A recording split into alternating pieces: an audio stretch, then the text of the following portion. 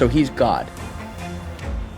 North Korea is a very strict country, and the military is more than a million soldiers. They believe North Korea is a paradise, and then we have to say thanks for the great leader every time. If those people criticize the regime, they will be captured, punished, they will be imprisoned forever. So among 5 people, there was one spy guy. What happens when people are captured trying to escape? The border patrols, they were instructed now, any attempt to escape, you can shoot them. They utilize AI, face recognition technology. There's no chance to escape through that. The country is now focusing more than controlling. The final comment always was, if you live in the United States under capitalism, you'll ended up like this. And they showed homeless people on the street, robbery, always chasing cars. But it's not the ending. If Trump picked Michael Jordan to go to North Korea to convince him, hey, don't develop nuclear weapons, Kim Jong might think about it. So you're saying Michael Jordan has a Nobel Peace Prize sitting at his fingertips right now? Hey guys, if you're not subscribed, please smash that subscribe button and hit that like button on the video. And if you don't have time to watch this episode right now, no problem, but I'd really appreciate it if you would save it to your watch later playlist. Finally, if you'd like to follow me on Instagram and X, those links are in my description below. Thank you.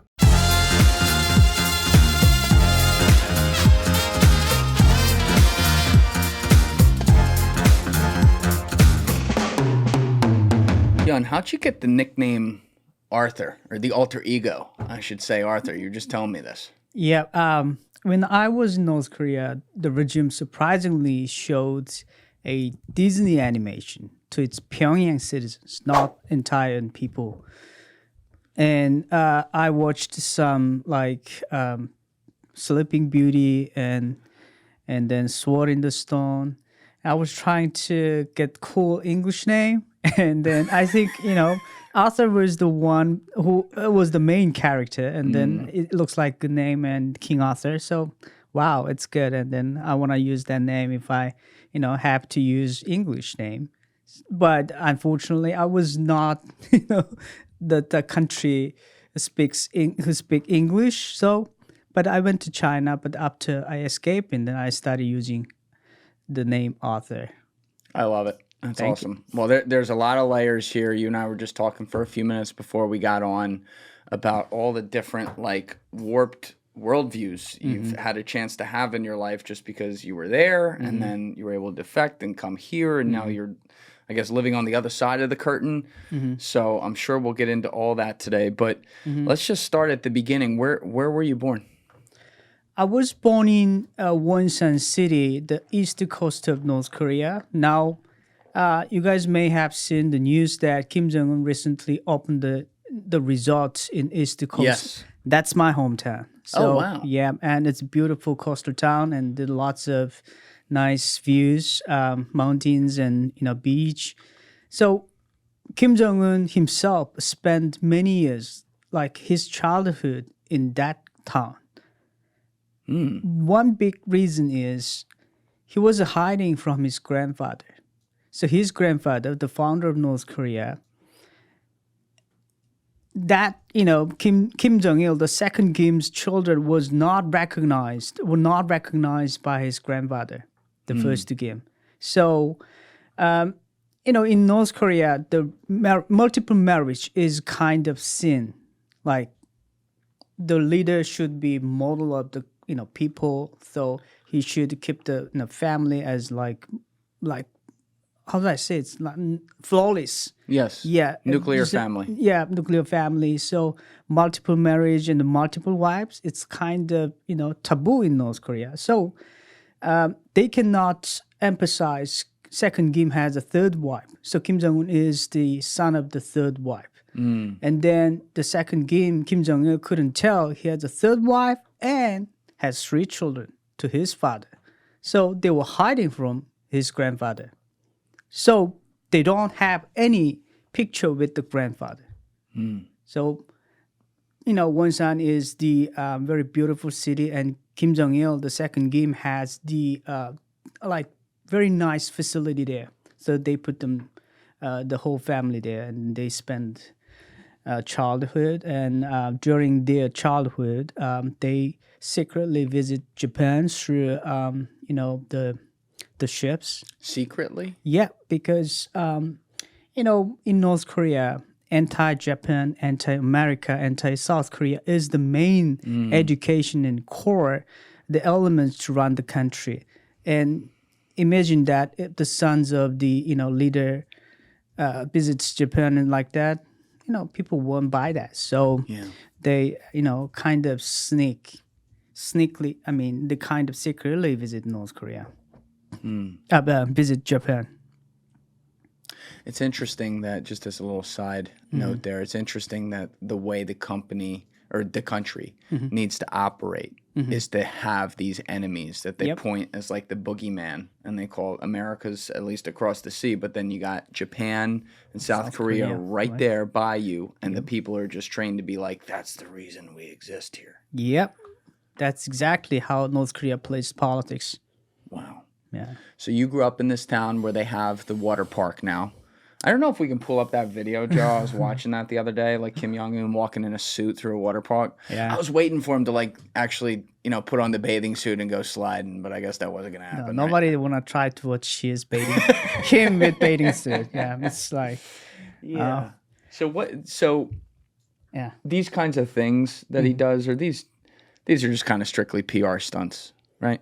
Yeah, but it's more related to his own personal experience while he was in Switzerland. Right. He went to Switzerland. Yes. When he was a child. The memory he has is like nice, water park, nice scenery, and then the horseback riding. So when he came back to North Korea, he wanted to build those stuff. So the first thing he did, actually, when he took his office, he ordered, make the horseback riding field. Yeah, and the water park. And the ski resort. Yeah. So this is part of his project, yeah. They just finished this, though. They just finished. It took 10 years. I was going to say, they're working on it for a long time. Yeah. How long's he been in power now? Like almost 15? He took the power after his father's death. Yeah. His father died December 2011. So, it's almost been like 13 years. Yeah. So you grew up, when you're born, obviously, you're born into a country that has now been shut off from the world for a long time. You said you're 40 years old? Is that right? Yep, I'm 40 years now. Okay, so you're born in the early mid-'80s. And I guess it had been shut off officially since the Korean War, effectively, in the early 50s. So we're over 3 decades in to the kind of curtain being descended around this country. Like how do I want to ask this? How did you understand, like, what was the world to you? Was the world just North Korea and outside the borders was like no man's land? Or what was it to you? What did it look like in your head as a child? That's a great question. And when we were in North Korea as a child and also as a grown man, we never expect outside of information. It's kind of forbidden to access those informations. Even like you will see the news that even those kids watching South Korean drama and American movies, they are arrested and then punished for watching the dramas, right? So I was like, had no idea what, outside looked like. And if we guess, many others, they think outside, including United States and other countries, are the same system. Like we have ultimate leader and everybody listens to leader's decision and leader's word, and leader has a family, inherits the power like that. So that was our guessing when we were in North Korea, when I was young. But after my military service, after I went to China, I realized that, the things are a lot different. Yes. Yeah. So that time, I think I started noticing the differences between the North Korea's propaganda and the reality. What did your parents do? What were they like? I think they are more, brainwashed in the past. So they were in the country like more than 5 decades, and people are educated to be loyal to the leader and to serve the country. And I mean, in North Korea, the slogan is for the people, for the leader, for the country. So all we are doing is for the country and the public. But the regime make it as a like slogan that working for people and the country is equal to working for leader. So ultimately, the ideology shifted. The working for people and loyal to leader is equal, and then we have to ultimately respect and then serve for leader. So protect leader. So main focus is now leader, and we have to listen. So you may heard of the North Korea's main ideology called Juche ideology, which is mainly emphasizing that your life and your destiny should be decided by you. No one could decide your destiny and your life. But the regime eventually, they changed it. So yes, your destiny should be decided by you. You are the main person who design life. But you don't have such knowledge or equipment or decision-making knowledge. So we should rely on the leader. And leader has ultimate, idea and decision. So we have to follow him. That's the main, idea right now. And what was your parents' occupation when you were born? My father actually served 2 times of high-ranking position, which is directly appointed by the second Kim, the Kim Jong-il. Is that in the military? No, my father worked for the business side. Oh, wow. So he worked for one of the biggest company and as a CEO. And then later he was the board of chairman of North Korea Kumgang Economic Development Group, which is joint venture between North Korea's Defense Committee and the Hong Kong business, businessman. Because effectively any company there is owned by the government. And someone like your father's put in charge as like CEO, but he's reporting directly, as you said, to the leader. That's correct. Okay.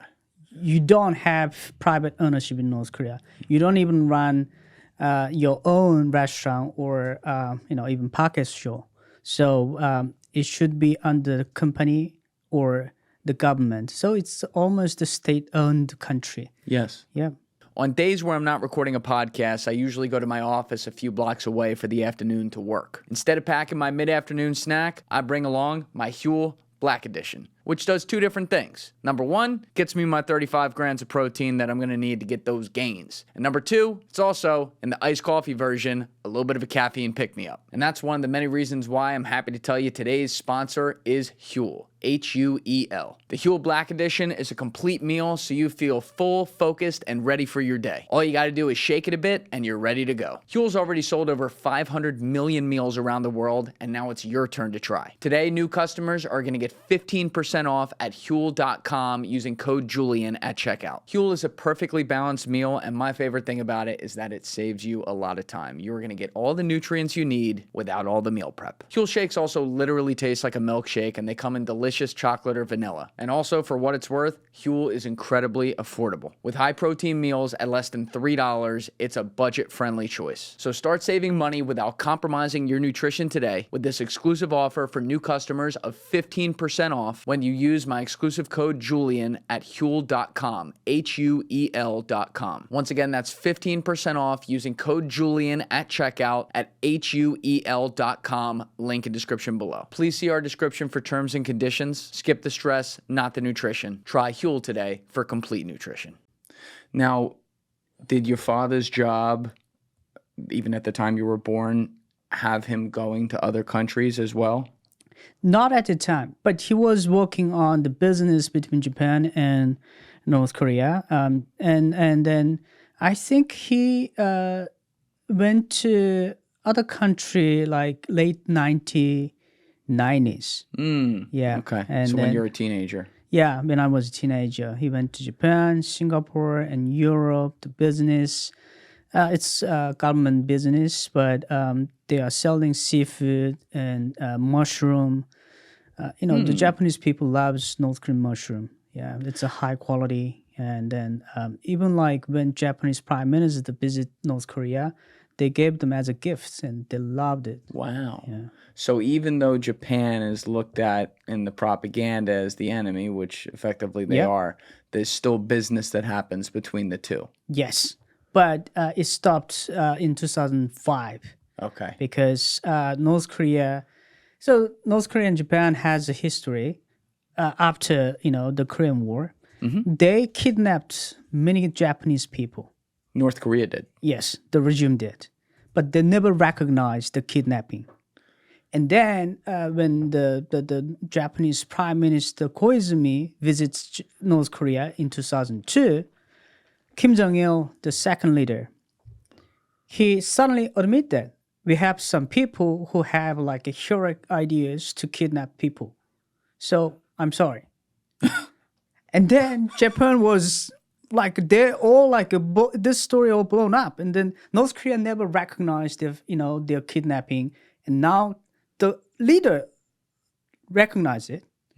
So like the Japan society and the whole political circle, they criticize North Korea, and we should, cut off, diplomatic relationship. And so, eventually Japan and North Korea like that. So they effectively put sanctions on, Yeah. is what you would say. Yeah. Similar to what like the U.S. has. That's correct. Okay. Yeah.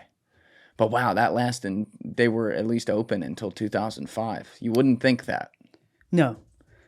I mean, that's a surprising decision. But so some people criticize Kim Jong-il, the second Kim, that he stupidly recognized. Yeah. So, yeah,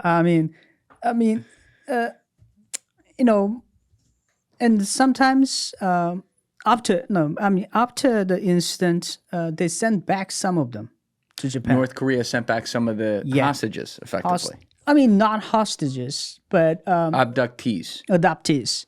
So the adoptees married other people while they were in North Korea, right? So their kids and the adoptees sent back to North Korea. And so, even some of them, they were arranged at the family meeting, but in Japan. And after the meeting in Japan, they refused to go back to North Korea. So they basically defected. So, yeah. And then among them,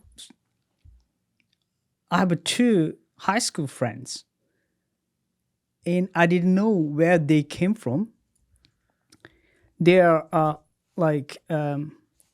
basically white kids. Yeah, Caucasian. So they're not Asian at all. Not Asian, because I went to Pyongyang for language school, and then we have like some foreigners there. Got it. And I had 3 like white kids there, and 1 boy and 2 ladies. So those 2 ladies are siblings.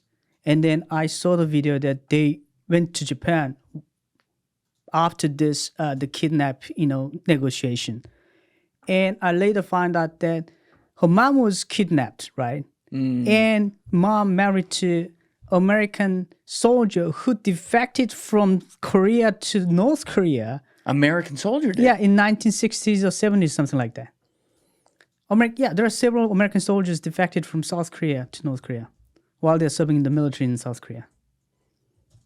Yeah, you'll be surprised, but yeah. True story. I need to know what weed they were smoking. Very interesting. Okay. I think they must be drunken, but... Yeah, maybe a little heroin. I hear that was going around back then. So, they married, they have kids. So, they are the, kids from them. So, we started like 4 years, 3 years together. I'm not close to them, but still, I know them, right? They know me. I didn't know. And then it was kind of like rules that we don't ask their origin. So, were they strange looking to you, though, in the sense that you hadn't seen people who didn't look like you before? Yeah, it's strange to me, but it's kind of, things that we couldn't ask. They speak, very fluent Korean, like North Korean dialects. And sometimes the boy, we went to public baths together. Yeah. Oh, Joe just pulled up one of the Yeah. soldiers that defected. It's not just one, there's several. Right, Yeah. right. Yeah. This is just one example. Yeah. James Joseph Dresnach Yeah. died in November 2016, was an American defector to North Korea, one of 7 U.S. soldiers to defect after the Korean War. After defecting, he worked as an actor in propaganda films, some directed by Kim Jong-il, who's Kim Jong-un's father. Yeah, Kim Jong-il, yeah. And as an English teacher in Pyongyang. There you go. Yeah. Wow. So they are mostly became actors because they want to make, North Korea wanted to make a propaganda video like fighting against the United States. Same bad guy in every movie. Yeah, so they act as American, generals, American officers like that. And that's the story. So yeah, those people, and then we never understood where they came from. And then the boy, we went to together public bathhouse. He has all like, the golden hairs and then like that. So Golden hairs. I mean, like, blonde. Oh. Yeah. So I was like, oh, but we have like, black hairs. So You weren't trying to bleach yours to match? No. Would they let you do that? No. I was going to say, that's probably not kosher. But that's another story, but it's forbidden. You cannot do that. Yeah. Okay. So I was going to make a joke that sometimes people die here, right? Mm-hmm. And then TikTok, and then I was going to say, very next day you'll be like, you'll be entirely cut off your hair, right, by the regime, right, and put in a camp. Not like camp, but maybe not a camp. Yeah, but you'll be shaped by the regime. I got you. Okay. I mean, it's sinister, but I mean, I guess we got to make some of it funny. But so that's high school, though, when you go to Pyongyang. Yes. But I want to go back to when you were a kid, because it's just so fascinating to me. Like you and I were talking before camera, all the things that are in the background of our life here in America that we take for granted you don't have, right? Like I have memories of my life that are surrounded around types of music that would play in the background, even if I liked it or didn't. It's like something that's associated with that, or something that would be on the TV, or something that we would do at school where it wasn't, the government telling us what history really was in that way. But you don't have any of that. So you're born into this family where your father is a rising businessman within the regime. First of all, what was your mom like?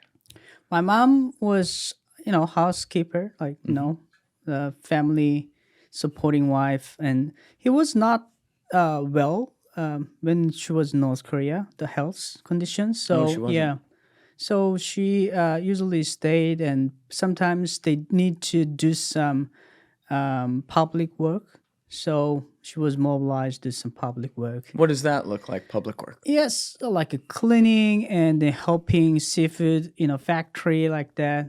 Yeah. Okay, so the government could just say, like, you have to go help with this. So in North Korea, if you're a North Korean citizen, you have to be part of the group. It's a must. So my mom is part of the like community. Yeah. And then the communities controls their, life, and then every Saturday they have a live session together. So, and it's every citizen requirement. So I did too. My dad, did as well. So yeah, my mom, and then when she was young, she was a attendant for the cruise between Japan and North Korea. The cruise, like the cruise ship. Yeah, cruise ship that Kim Jong-un went to Japan when he was a child.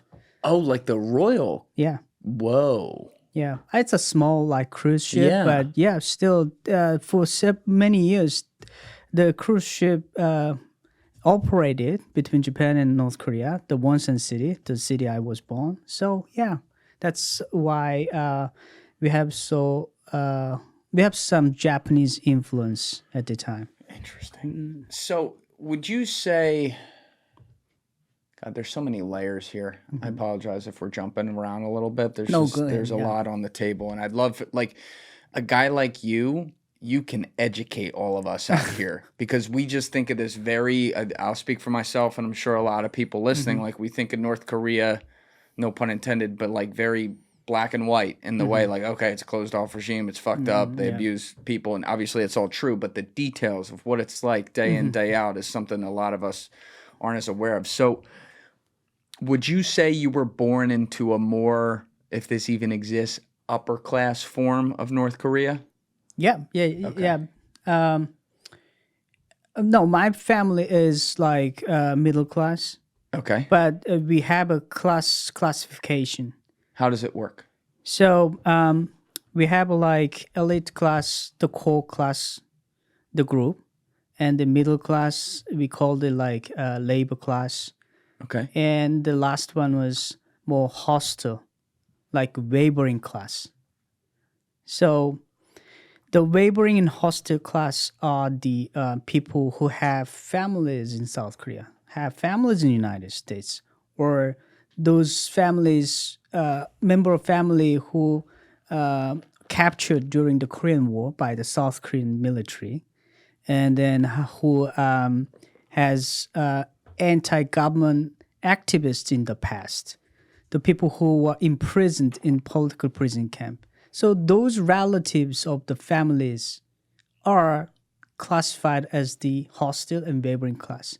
That class is, if you're born with the class, you are not allowed to develop your entire career in North Korea. It's like a caste system in India, if you're familiar with It's that. more than that. It's more than that. It's more than that. So, for example, if I was born with the hostile class, I cannot serve North Korean military. I cannot become a member of North Korean Workers' Party. It's a membership of North Korean Workers' Party is the like a cornerstone for your career in North Korea. So, if I cannot be a member, you cannot be a official military service, and those benefits you cannot get. So you only be a labor worker or farmer. You know what's kind of odd about that? This is a cynical take, but you think about like the war machines around the world in different countries. The first people they throw at it are the lower classes because they're like, well, let's just throw bodies at the problem. You would think they might do that, but you're saying it's really the opposite. The military is more of a privilege in a way. The main reason they don't allow them to serve the military is what the regime is thinking about. If they got the weapon on their hands, and it's risky. Yeah. So that's the main reason. So they don't have a Second Amendment over there. No. And then like middle class is main, the large portion of the class, like labor class and farmers, all the people who has no like anti-hostile classification background. Would you say that's the largest class of the three? Yeah. Okay. Yeah. And then the core class is more like very few people, like family who has been with the founder of North Korea, like fought against Japanese, fought during the Korean War, like close to the founder, Kim Il-sung. So maybe, I don't know if this is a good example, correct me if I'm wrong, but somewhat similar to like British high society around the royal family in a way? Very similar. Okay. Yeah. So now they become a loyal family now. Okay. Yeah. So you're born into the middle one, of the two. Yeah. But your dad ended up being, by standards, pretty successful, right? Yeah. Would you say he eventually graduated to being in that upper class? I would say like that. Because becoming the political appointee by the president or leader of North Korea is not easy, right? Yeah. In North Korea, those political appointee, like presidential appointee jobs are like less than 3,000. So yeah, that's a pretty, high position. And he was a vice ministerial role there 2 times. So later, I think my family became a elite class. Got it. Yeah. You know what? I should have asked this ahead of time. But what is the population in North Korea again, approximately? 25 million. 25 million. Yeah. So only 3,000 appointees. Yep. Wow. And it's not like a small country though, compared to Europe and other countries. Sure. Yeah, it's sizable. Sizable. Yes. But we will go into later. But the military is more than 1 million soldiers. They have more than 1 million soldiers in the North Korean 1.3 million soldiers. It's the largest military other than Russia and China. Whoa. I mean, US maybe. Yeah, but yeah. Anyway, so what I'm saying is the population is only 25 million and they have a large amount of military, And size. it's all males in the military? No. They have females too? Yeah, they have females too. Yeah, and mandatory service. Mandatory service, as long as you're not a part of that hostile class. Right. Okay. That's correct. So when you were not an infant, because you don't remember that, but when you're a little kid, 5, 6, 7, whatever it might be, did you, sorry if this is a little personal, but did you understand like the concept of love? Like, did you love your parents and did you feel like your parents loved you, or was that harder to understand in a country like that? I think, I could sense that. I mean, the love between children and parents. Yes. And it's more, I think it's the same. In any society, love between parents and children are the same. Yes. But the reason North Korea is keep highlighting the loyalty to the Kim family is they were trying to raise these young people from very early age to be a brainwashing, children for Kim family. So in schools, we are not taught about the love between parents and children, right? But the love from the leader. Like even we received some gift, like snacks, and then we have to say, thanks for the great leader every time. And the life and then the family, the food we are having, we have to respect, we have to appreciate. From the leader. From the leader. Right. Yeah. So he's God. They don't describe him as God, and then, but it's almost the God figure. Yeah. But they do ban religion within the country. Is that fair to say? Yeah. No religion and no belief. You can only have one belief for Kim family regime. And if you want to, practice or believe the Buddhism or Catholic or Christian, North Korean regime says we have freedom of religion. And they think they make a propaganda videos that, you can do whatever you want, right? But in reality, we have only 2 churches in country, in the whole, across the nation. But the 2 churches are for the show. And the one church actually was built before the Korean War. You said for the show, meaning For the like show, to yes. act like we have it, Yeah. but we really don't. Yeah. So they put actors in there. Put actors there. Those fake the religious people are mobilized by the regime, and they're all like Workers' Party members. Are these like Christian churches or? I mean, the Catholic and the Christian church. Got it. Yeah. Okay. So we don't have religion. We are not allowed to have religion. So the one of the biggest sin we have is possessing Bibles, and sharing Bibles with people are the dangerous act. It's like a black market. Even black market. Even Yeah. people who receive Bibles from China and other pastors in China, and then if they share the Bible or they're trying to gathering people to having some Bible reading. No, most of them who have done that captured and arrested, sent to political prison camp. Yeah. Yeah. So as a kid, I just think about like the regular questions you start to ask, and then you ask your parents, right?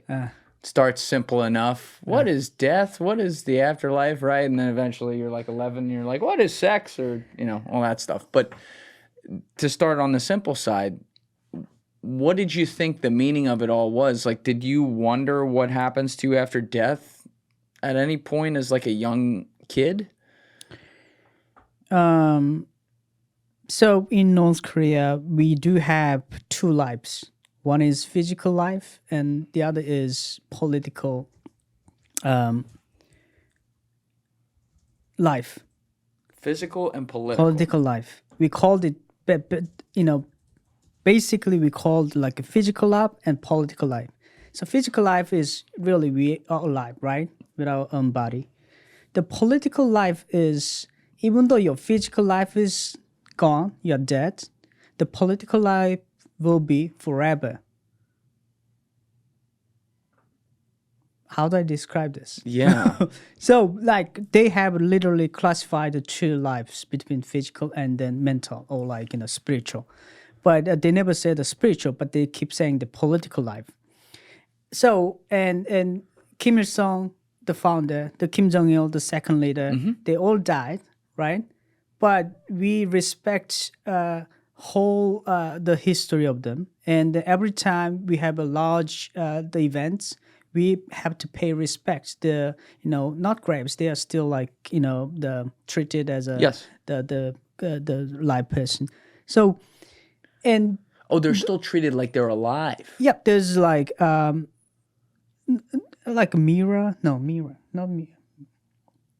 So they don't have a grave. Yeah. Yeah, they didn't burn the bodies. They still keep them as a live person with the treatment. And then they spend the millions of dollars for that. So that meaning they're lying, I guess what we would say is they're lying in state. So you see Yes. their body. Yeah. And so they don't describe them as dead? No. Whoa. But I mean, the physical body is dead, but the political life is still alive. That They're is ruining so- the country. That is so Running the sinister country. that it's called political life. Political life. So if, I defected, right? Mm-hmm. So my political life in North Korea is dead, even though my physical life is alive. So that's the story. So my relatives in North Korea, their political life is almost going down because they have a family who has defected.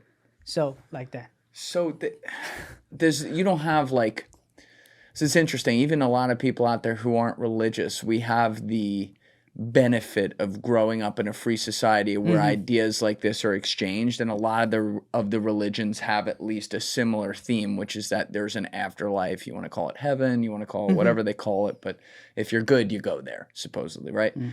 You don't have any concept of that when you're a kid. You're not taught like, oh, you go up into the clouds figuratively when you're dead. You're just told like, oh, for example, these leaders leave the physical world, but they're still political leaders. So we go look at their body and state and say thank you, and they stay on, and you are relegated to that same fate without all the fanfare.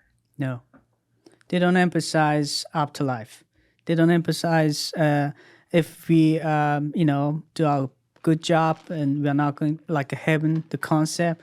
We don't have such concept. Yeah. What is good and bad then? How do they teach that? Just the leader? No. So the good thing is you have to study hard. You have to work hard to serve for people and the leader. So becoming good child for leader is the good stuff. And like bad acting, like not studying hard, and then like, if here, North Korea is a very strict country. They don't have a weed. They don't have like drinking problems among kids. Like that's not the worst thing. That second one. Not the worst. Yeah. So I mean, that's kind of like a good thing. We're going to adopt some North Korean policies around here. So so those, except some students, it's categorized as the good and bad. And then the good thing is to be a good child for leader, and bad thing is becoming bad child for leader. So that's how they differentiate good and bad. So that's expressed to you in school more than anything, it sounds like. Yes. Okay. I mean, in school we do have study, but we do have more like public activity. Yeah. Including there are lots of mission for children. Like after school, we have to collect some random steals or random like waste papers for the school projects, and sometimes school required to students to provide some funding for school beautification and School project. beautification. Yeah, school project. So it sounds like when we build the school, and then it's all controlled by the school committee or like people who give funding, right? North Korea not like this. So students are cleaning the facility, and students are the main person who do the the construction if there's a need the constructions. So I mean, there might be professional constructions, the minor stuff, and then all students are doing. So Little kids are doing little this. kids are doing, yes. So they should collect some stones, and then the sand. So there are like lots of missions, like random missions, random requirements. So it's very tough being kid in North Korea. They're glorifying child labor for you, for the regime, effectively. And they are not paid though. Yeah. Right, exactly. It's child slave labor. Child labor, yeah. Like, here's your education that we propagandize to you, and in order to have that, you're going to build this fucking building. Yeah. That's crazy. Yeah. So at home, though, outside of school, you're a little kid. Mm-hmm. Are your parents teaching you good and bad as well on the basis of what the leader says is good and bad? Are they kind of brainwashed into doing that? Hey guys, if you haven't already subscribed, please hit that subscribe button. It's a huge, huge help. Thank you. I think it depends on the family, like, and then how the parents value the children's education. So, like, I would say the public education, they emphasize the public moral, like Public moral. Yeah, you have to respect the elders, and then in the boss, you have to give away the older people and then pregnant women, like the seats, right? Yeah, like that. So that's positive. Yeah, that's positive thing. So many parents still like teach them, you shouldn't do that, you shouldn't, you're allowed to do that, like that. But I think when I was young, and I was afraid to do some activities against North Korean government rules. For example, watching like dramas, South Korean dramas, and even like playing games. Right? We do have I when I was kid, I do have a Nintendo. When you were a kid? Yeah, but it's hard to play because we don't have electricity. So. Oh, you didn't have electricity. Yeah. Even though, in Pyongyang city, we only had like a 2 hours, 3 hours electricity. So, and then parents, control the time, right? You have to study, not playing games, like, so like that. Yeah. Yeah. I would say a little bit similar to this, South Korea and America. Still parents. I was going to say, the Asian parent culture seems to carry across cultures for sure. Asian You're going to get that work done. Yeah. The tiger parents are, crazy. You said it, not me. So you would only have electricity for 2-3 hours a day. And again, you're in like the middle class. You're not in the lower class either. This is a reality for you though, too. So in terms of electricity power, it doesn't matter you are like in the middle class or the laboring class. The entire country like electricity. They may provide some electricity to the the core class people because they live in other the compound, the community. They have their own the buildings, right? So they may have some more electricity, but it's more general. Like entire country lacks electricity. What was your house like when you were born and young? Mostly we live in apartments, condominium. Yeah. So 2 rooms, 3 rooms, 1 living room, and kitchen. Not like a fancy kitchen and dining room, but people are trying to build more fancy housing. Yes. So my condominium was actually built by my dad. So your dad built it? Yeah, so he was the CEO of the company, right? So they built a condominium for the company, the executives and the people. So so all their families could live there. yeah, so we had like two, living rooms and one. No, I mean 2 bedrooms and 1 living room and kitchen and dining room. It's compared to other, regular people's apartments. It's a fancy condominium. Okay, but that I want to make sure I understood this correctly. That the condo you're talking about right there with the living room and the 2 bedrooms, the kitchen, that's for your family only? No. It's a condominium. So it's like a whole we have more than 30 families living together. So it's way more than 2 rooms. Right, that's what that's more than 2 rooms. Yes, yeah. What I'm saying is one. We live the 5th floor, so the 5th floor. Yes, the 5th floor we have like 2 housing. Yes. So you're talking about when you're referring to some of those rooms. These are like the gathering rooms or the common rooms for one family. Everyone. Okay. Yeah, for my family. Got it. Yeah. Okay. Now, as you said, there's only electricity 2-3 hours a day. Do you guys have?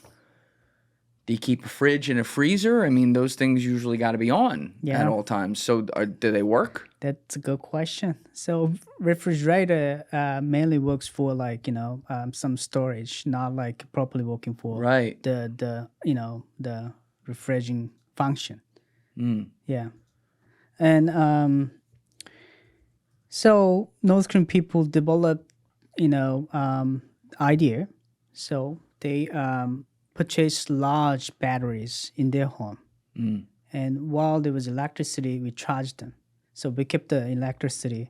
Now it's more, I think we developed more than, here in America, like, solar panel like that. When I was there in 2010, we had a solar panel there. Yeah. In 2010? Yeah.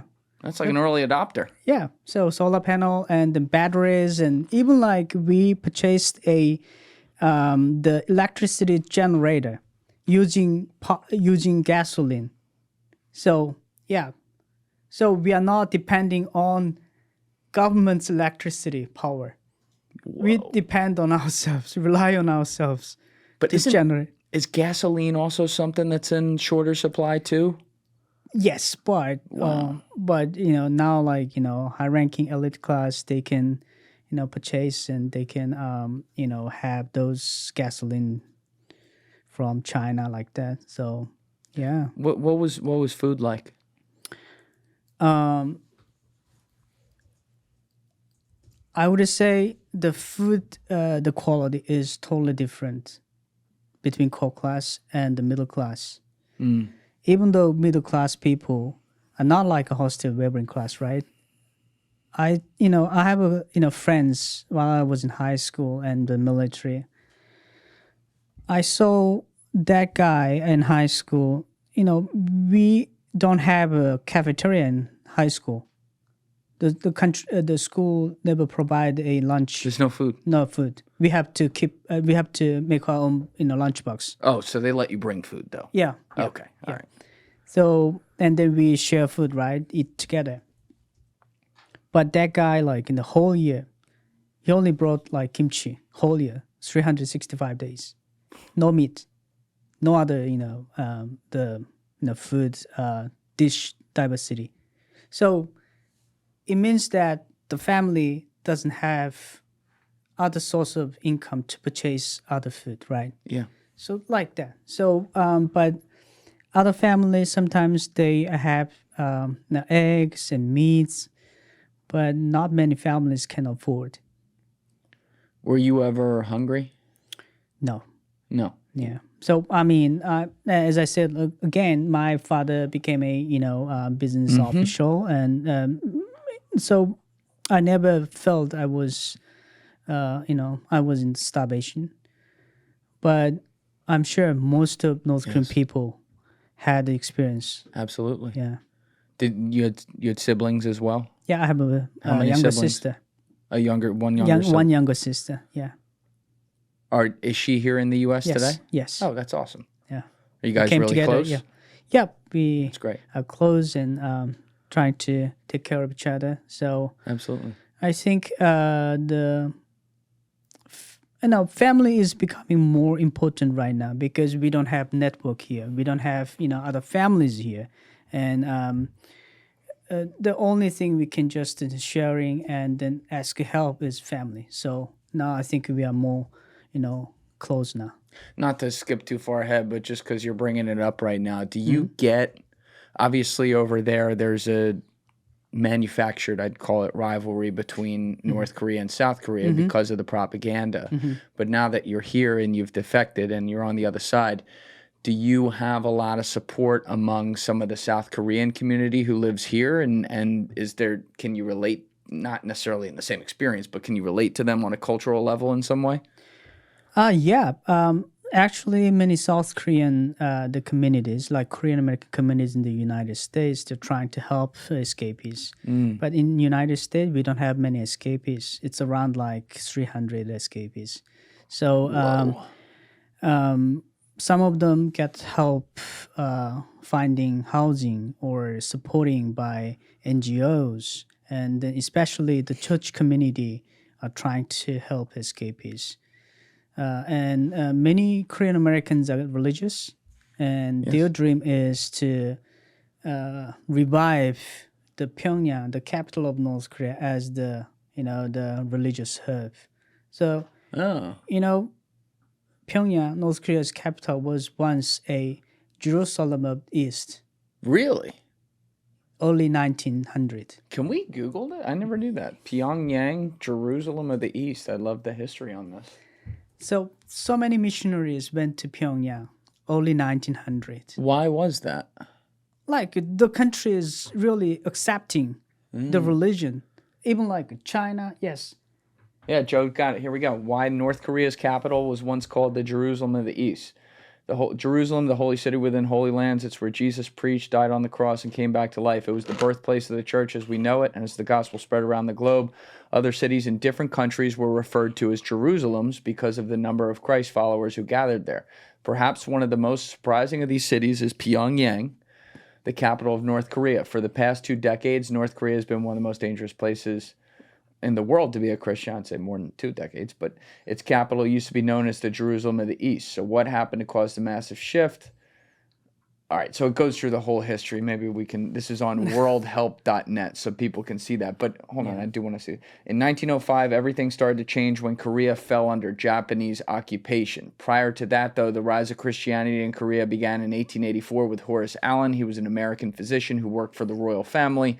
He was also a Christian. After saving the king's life, Allen received permission to preach the gospel in Korea. Upon hearing the news, missionaries from all around the world, there it is, poured into Pyongyang. Once they arrived, they planted churches, established universities, and built hospitals. This led to a generation of Christ followers stepping into positions of power. These new leaders had biblically inspired aspirations for the country and a passion for social change. Thus, Pyongyang became the Jerusalem of the East. Wow. Yeah. But think about that. The country once called religious hub. Now, no religion. Only religion we can have is the Kim Il-sungism. The country, the founder guy. So they dismantled the whole churches. I heard that there's so many churches in North Korea at the time. Even like one of my American friends, his mom was born in Pyongyang, early 1990s, 1900, because they went to missionary, right? So there are lots of, the people in North Korea at the time, they, believe church. And then later, actually, the founder, Kim Il-sung's mom, was devoted Christian. Oh, she was? Yeah. So he was in Christian family, grown in Christian family. Later, he dismantled the whole Christianity. So he renounced it completely himself, obviously. Yeah. And do you think, I don't know if it's this simple of an explanation, but is that just a means of control, effectively? That's really the only motivation there? That's correct. The country is now focusing more than controlling, more controlling than other, the priorities, like in like U.S. or other countries, right? Like a free democracy society, we focusing and prioritize people's well-being. Sure. now like North Korea doesn't care about people's well-being. It's more about controlling. Right. And then among controlling, I will provide some, people's well-being. So like Kim Jong-un built like a resort. I did this for people, but people cannot enjoy that. They cannot afford those luxury resorts. And another thing is those resorts were built, right? And how they can sustain, how they maintain the whole resort.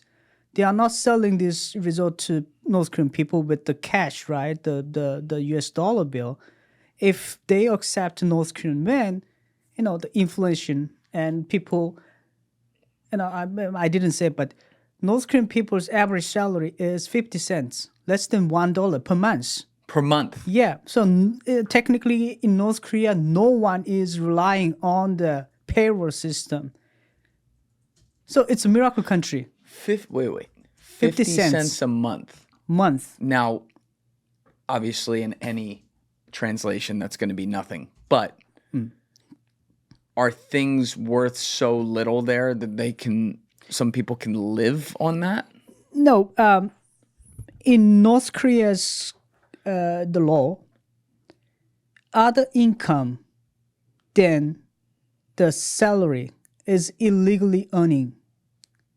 So technically, you are not allowed to do market activity by the North Korean law.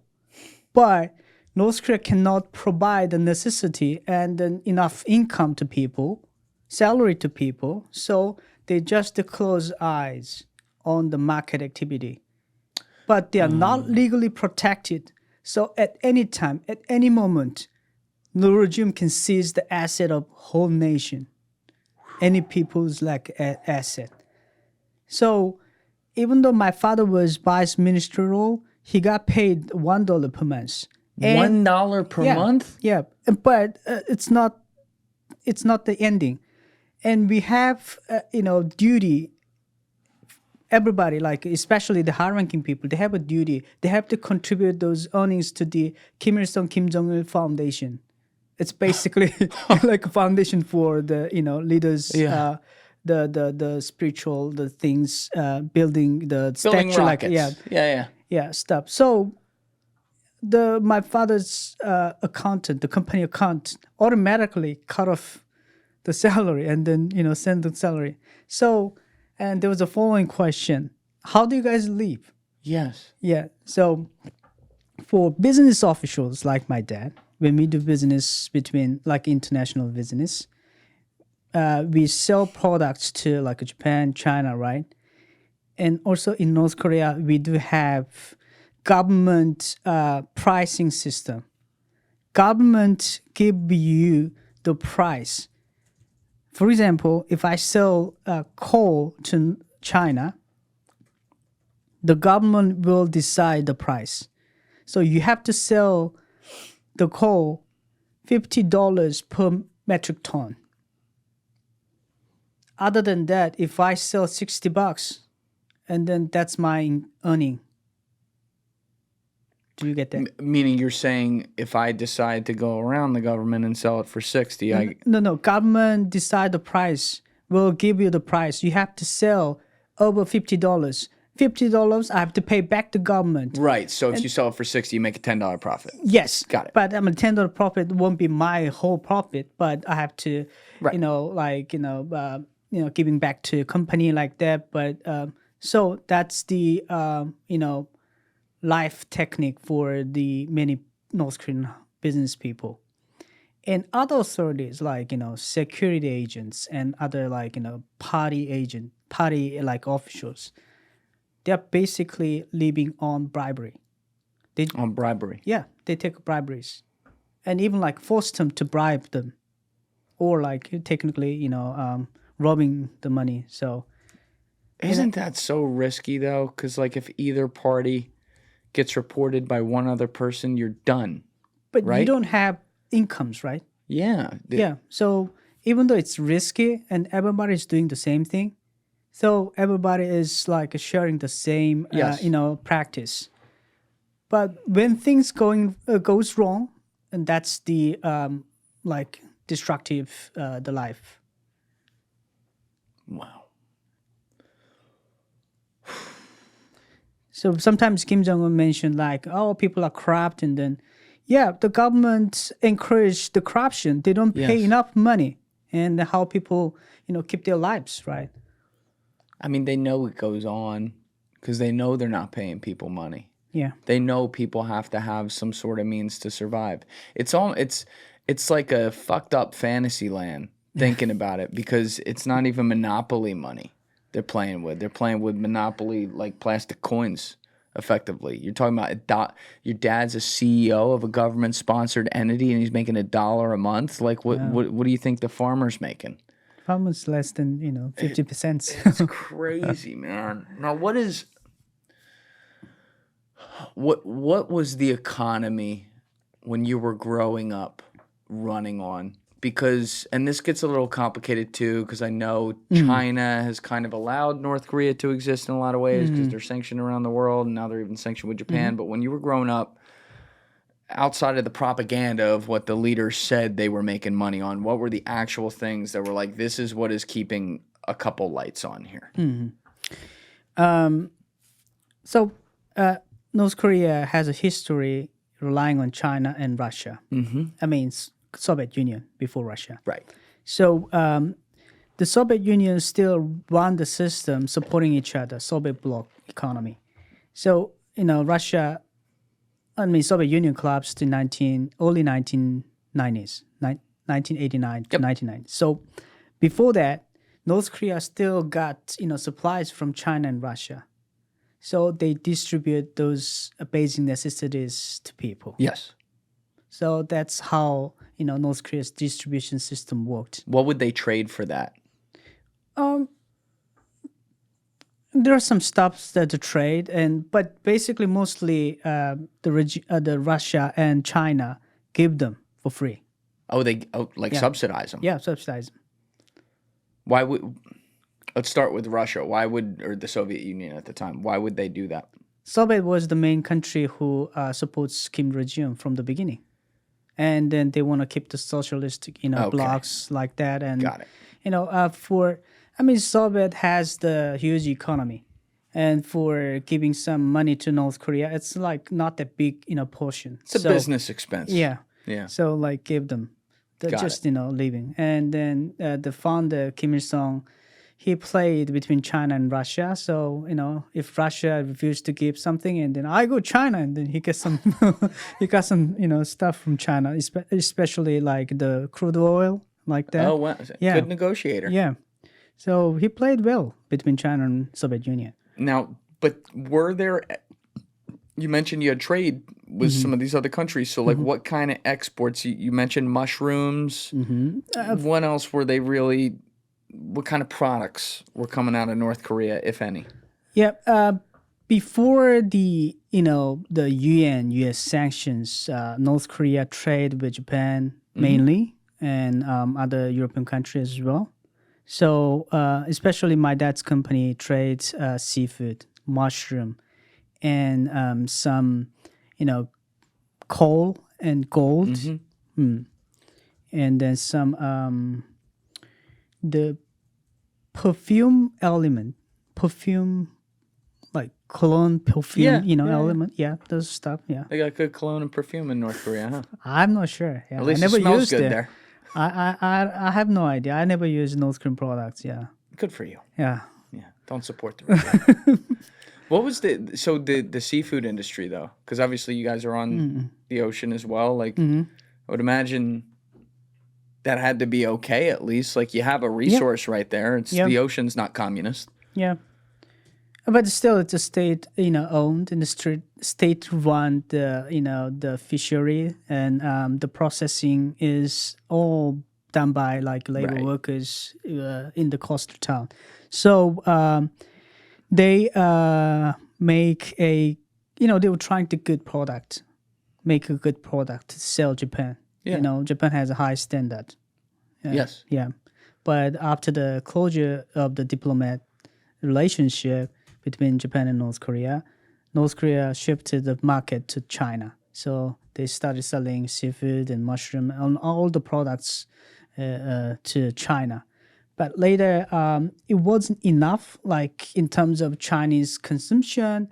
North Korea seafood and mushroom is not enough. And then they realized that labor export is more lucrative than other business. Right. So they sent, more than 10,000 labor workers to China. Now, isn't there a risk there, though, in the sense, and we're going to get to your story later with where you tie into going there as well, but when you send people, are you familiar with The Truman Show? You ever hear of that movie? Yep, yeah. Okay. So when you send people outside of the Truman Show sphere, which let's call that North Korea, even if it's China, which certainly has its problems, it's a way more open society. You get access to things that you were told never existed or not even told about possibly existing, right? Isn't there a huge risk with people now being quite literally outside the boundaries of the border and saying, you know what, this is better, I'm going to leave? I mean, that's correct assumption. And that's, most people think. Even North Korean, leadership, thought like that. Yeah. So they developed a preventive mechanism. What's that? So when you go to China as a labor worker, you have to live with the whole, crew. Like, it doesn't matter you are like, 100, 200, 300 people. You live in one facility, dormitory, living together with people. You're not allowed to access the internet. You're not allowed to have cell phones in the facility. And then you are not allowed to leave the facility. And if you want to go hospital, go for like a grocery shopping, and the leader choose the members, and then the leader and the security agents must accompany with those journey. Security agents. Security agents, not just the one. What is that like? That's a spy security agents. So they work for the intelligence service? Intelligence service, North Korea's intelligence service. That's, every group you have to have one or two security agents. And they accompany you anywhere outside the boundaries of where you are in China. Yeah, they have cell phones. The labor workers are not. What are they like? Are they just mean all the time? I mean, those guys who are trying to, rob you, trying to take advantage of you, and then they keep pressuring you. Oh, I need money. But, so the labor workers get paid like at that time 30% of the salary. If Chinese companies pay $300 per month to labor workers, and then the laborers got $100, right? Yeah. And then those agents, pressuring like, so labor, workers, they give them like $20 or like, regularly like that. So they only got $70 per month like that. But it's still crazy cheap, but compared to what they'd be making in North Korea, they're making they're making huge money. That's why North Korean, the labor workers wants to stay in China, even though their life is controlled. Yeah. Yeah.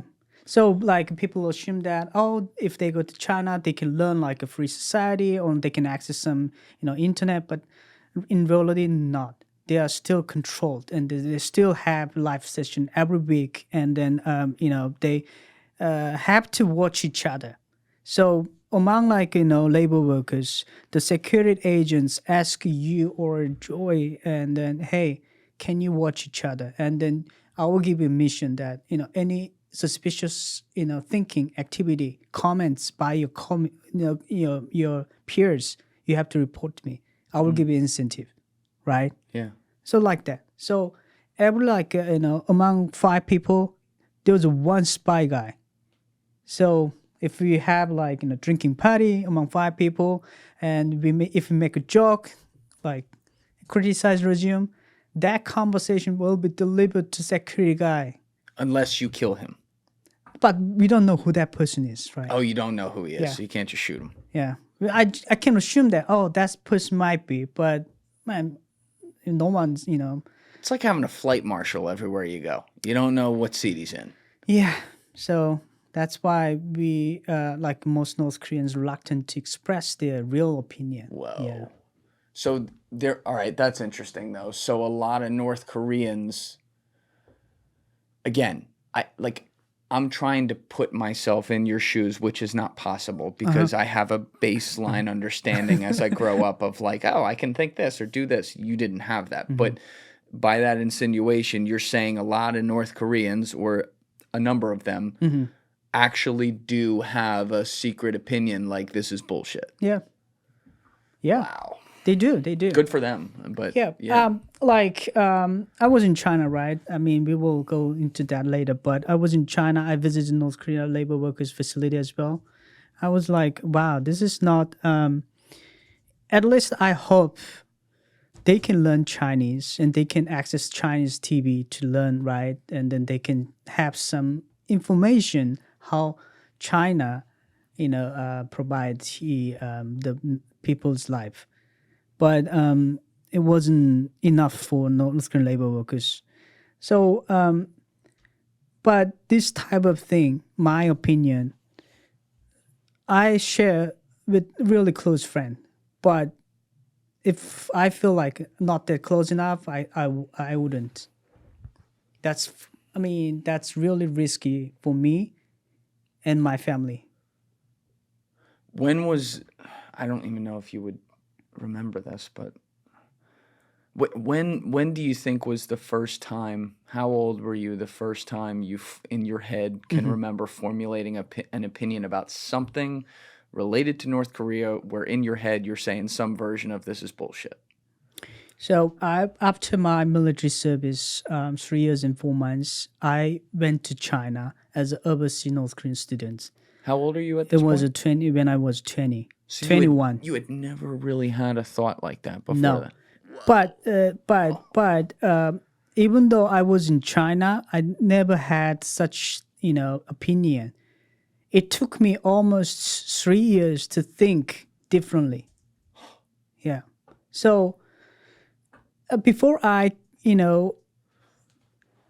came to China, we had a session that from the government, right? If you go to China, you shouldn't believe this. You wouldn't believe this. That's all the capitalism propaganda. And then your life, we are strictly live under socialistic life. You are not allowed to live with the capitalistic life. So the whole education is more whatever you see, whatever access, it's like you shouldn't believe. So technically, that's the main education for everybody who goes out. Yeah. And then it took me like more than 2 years to realize that government's propaganda is totally lie and it's far beyond the reality.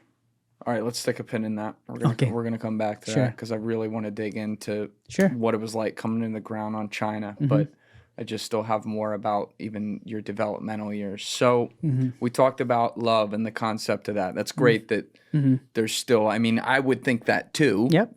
There's still a human thing for sure. It's just very strange when everyone, including your parents, has been brainwashed to believe in this kind of fake world. So you don't know if that would be understood as much. But at least you had that. That's great. Was there any such thing as like in your childhood, like that innocent childhood happiness? Did you know what happiness felt like, or were there things that made you feel like I'm very excited to be alive today? And what were those things, if so? I think I have. Yeah. It's child is very pure thing. Yes. They don't have many other thoughts.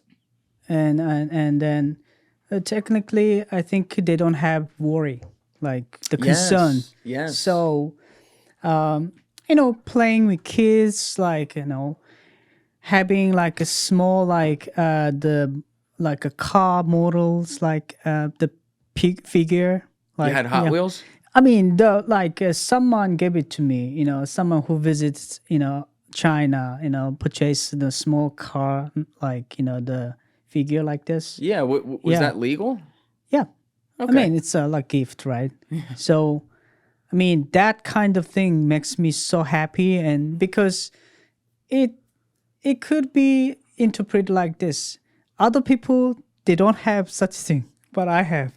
As a kid, I'm so happy, and then I just go out and then bragging like, hey, I have this, and then you don't have, and then even some. Like Legos, not like the fancy Legos like here, but like parts of the Legos. So we do have.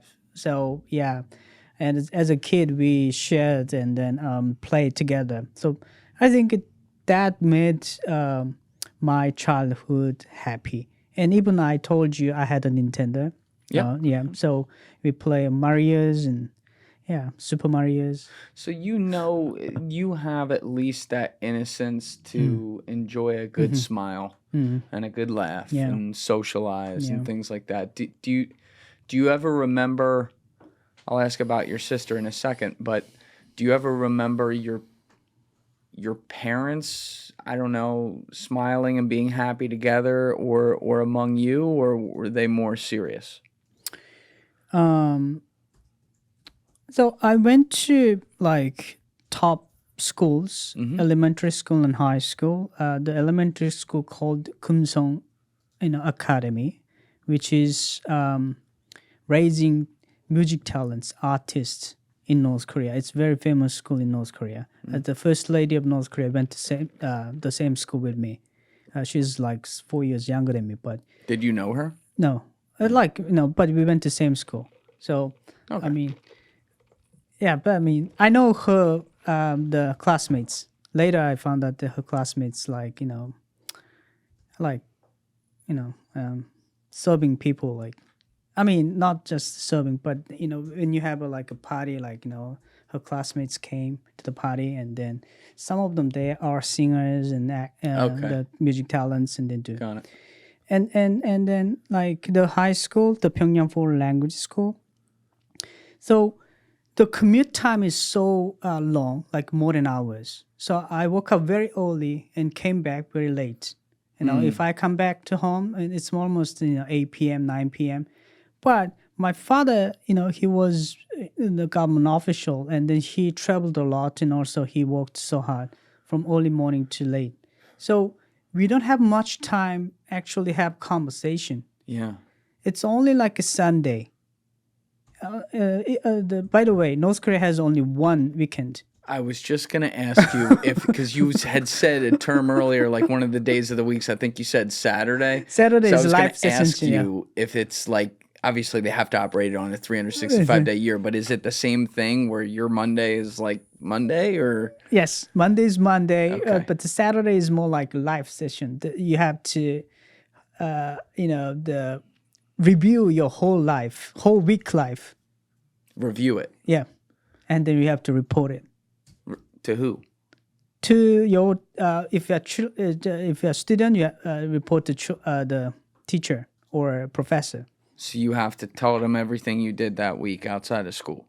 Yeah, especially the bad things you did. Oh, so it's like that's similar to the I was telling you about Scientology before. Yeah. Which I told you got to look into. Yeah, that. It's very interesting. But God damn it, I'm forgetting the term right now. But they have, what is it? Auditing. Yeah, they do like Auditing? a personal auditing where they have to like share the bad things they did or whatever. So you kind of have like an auditing session on Saturdays. That's true. That's more formal term, I think. Yeah, that's a good term. But our term is live session. Live session. That's more marketable. Yeah, but another way to say is self-criticism session.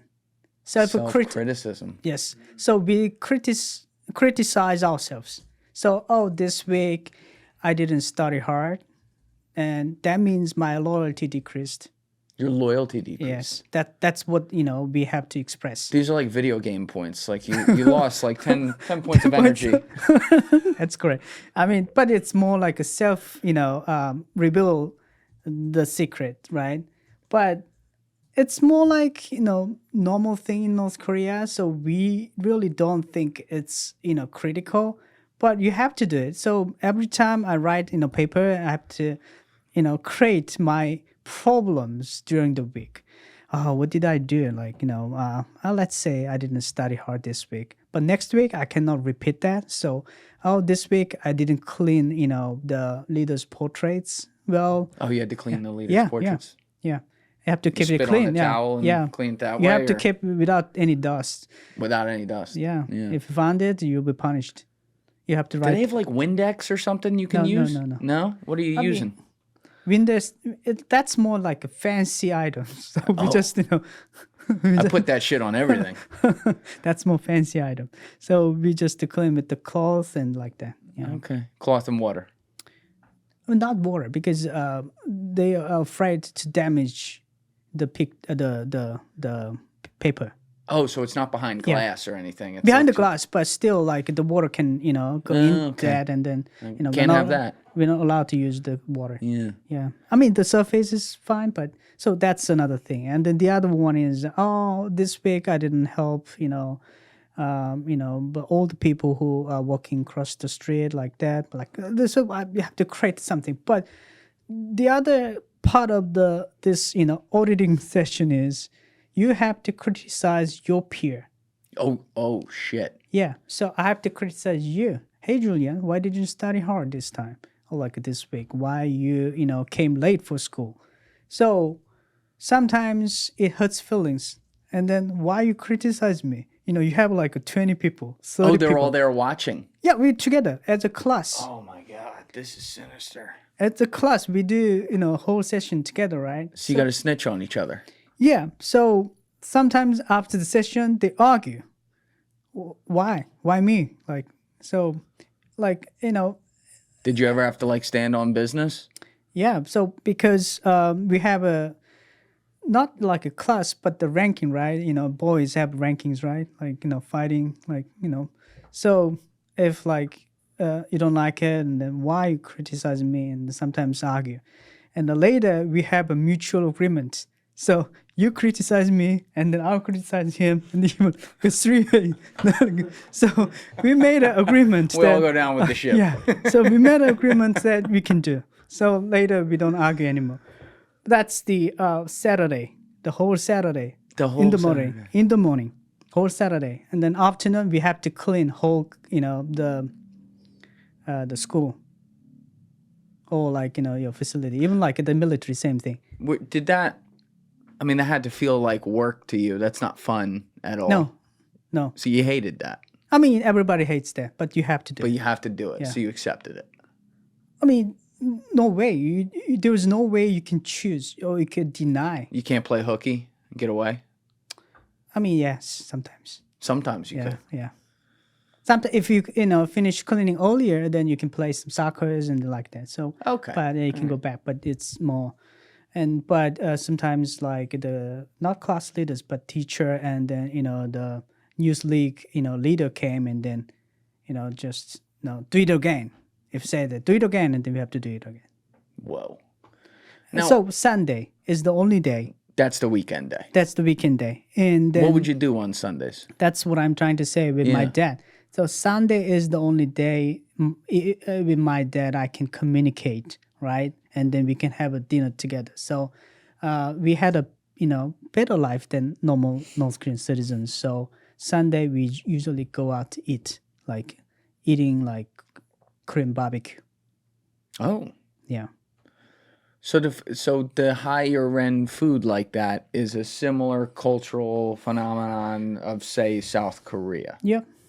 Very interesting. I think very similar. I mean, if North Korea was not controlled by the North Korean, the Kim family regime, and I think the whole the cycle is similar to South Korean families. Got it. Like, working days and then weekends, go out to eat and, visit some park like that. I want to go back real quick to the Saturday thing though. The life session. Life session. Another way is self-criticism session. How do you say that in Korean? 생활 총화. Okay. Yeah. So but you do that. I don't want to repeat that and get that wrong. Auditing session is more. That's a good thing though. Good term though. Yeah, good term. No, let's not be propagandizing that. Yes. But I'm just thinking about like as you're growing up and you're going through normal biological, evolution, and you turn from being a 9-year-old innocent kid, and then you start going through puberty when you're 12 or 13 or whatever. Because it's such an invasion of privacy. You're in front of a bunch of other people. You feel pressured to have to tell the truth. You've grown up in a world that tells you must tell the truth, and we're going to know when you're not telling the truth. Therefore, you need to share the types of secrets that other people, would keep to themselves in other countries. did it ever feel? Did you get to a point where? And I don't want to get like weird with this, but did it get to a point where you felt compelled to have to say you did things that are quote unquote wrong, that, you know, felt invasive to your privacy to discuss that out loud? Yes and no. But as a kid, sometimes you don't differentiate your privacy and then, you know, the things that you can open to public. So it's a little bit ambiguous to me. You know, it's more like my privacy, or I have to tell the truth. I have to tell to the public, or with the, you know, the session. So we don't have a concept of privacy. Nobody can claim it's my privacy in North Korea. So that's a good word. And then the word actually doesn't exist in North Korea, the privacy. They don't have a word for that. Yeah, I don't think, you know, we do. We do have such, you know, words, especially privacy. So there's no such thing in your mind as shutting the door to a room in your house and sitting there alone with your thoughts away from everyone else. There's no such thing. Your thoughts are always attached to the machine. Even your thoughts. Even my thoughts. So I'll give you a simple example why I don't think we have a privacy, the term privacy. So sometimes the police raid your home to check if we are keeping other travelers in your home. When you travel to North Korea, within North Korea, you have to get the travel permit. Yeah. If you don't have, you're not allowed to stay in hotels or any, you know, friends' house. So sometimes North Korean police, at the middle of the night, just to knock and open the door, check the house if they keep other individuals in your home. So that's, you know, that definitely is not privacy. They just come in. And then they open all the doors, and then, you know, even like, you know, the drawers, like the clothing drawers. So that's the one. And then if you walk on the street, if I listen to the music, and the police will just, you know, catch you, and then they will open your the backpack and whatever your bags you have, and then even like the cassette tape or MP3 you are listening, they will listen. They will check. Oh, so you did have like MP3 players? Yes, they were like Chinese MP3 players. What would you listen to on that? Quick tangent. So I never listened to music in public, because all the music we are listening is South Korean music, and then, you know, some American music. So wouldn't it be just owning an MP3 would be assumed to be illegal? Because was there music? That was the question I was going to ask earlier. Did North Korea have like North Korean pop stars? Yes, we do. They did. We do, but I mean, it's all like every day, the whole like in hours public, you know, the propaganda, and then the people, the singers sing song about the propaganda. So it's got to be the right? shittiest music ever. Yeah, so why would I download those songs in my MP3 to listen again? You can listen for free, like, you know, from the TV show. So why? So, you know. So they would check to see if you had things downloaded that weren't that. Yeah. Which is pretty much anyone. So there's no such a privacy. Now, you cannot climb. You never climb. Like, it's my privacy. You cannot check my bags like that. No. If you're a 12-year-old, yeah, they come and search your house for, you know. I mean, this sounds it's of course it's sinister. It's like they're searching for Anne Frank in the attic whenever they want. But like, they come to your house to search, and among this search, you at age 12, they find your MP3 player, they turn it on, and they're like, "Well, that's Michael Jackson. That's a problem." Do you get arrested at age 12, or do your parents get arrested? What happens? That's a good question. Whole family, not arrested, but the whole family will be relocated to the rural area. To do what? Like go out the pasture? Like what's Yeah, because you have illegal, you know, the publication or media. So is this like I'm sorry, is this like a prison type thing, or? No. they developed law lately, like in 2020. But when I was in North Korea, it's before the law, right? And then one of my high school mates was caught in his home watching South Korean drama, and then while he was watching, I said earlier we have a 2 or 3 hours electricity, and then he was watching the drama, and then police they turn off the electricity and then just raid their home. And then while at the time we were watching K-drama and then American movies through the cassette tape and then CDs, right? Yeah. You cannot take out if you don't have electricity. So they got the evidence, inside evidence. So he was caught. And he told the police that when the police asked him, how did you get it? So, but he's a young, like a teenager. What can we say, right? How did he get it? Yeah, he told the police that, oh, my dad got it. So whole family punish it. And then they were relocated from the Pyongyang city to rural area. And then they are banned to living in the Pyongyang city forever. Forever. The whole family. Whole family. Including the bloodline that would come. No. I mean, the relatives are okay, but the direct family. But like if that kid, yes, the 12-year-old has a kid, no, the kid can't go. No. So they're casted away in the system forever. Yes, yeah. For watching a DVD. For watching the DVD. That's the that's the risk for watching any Korean dramas and American movies. But still people are enjoying the foreign movies. So, I was going to say, it sounds like you're making it sound like a lot of people did that. Yeah.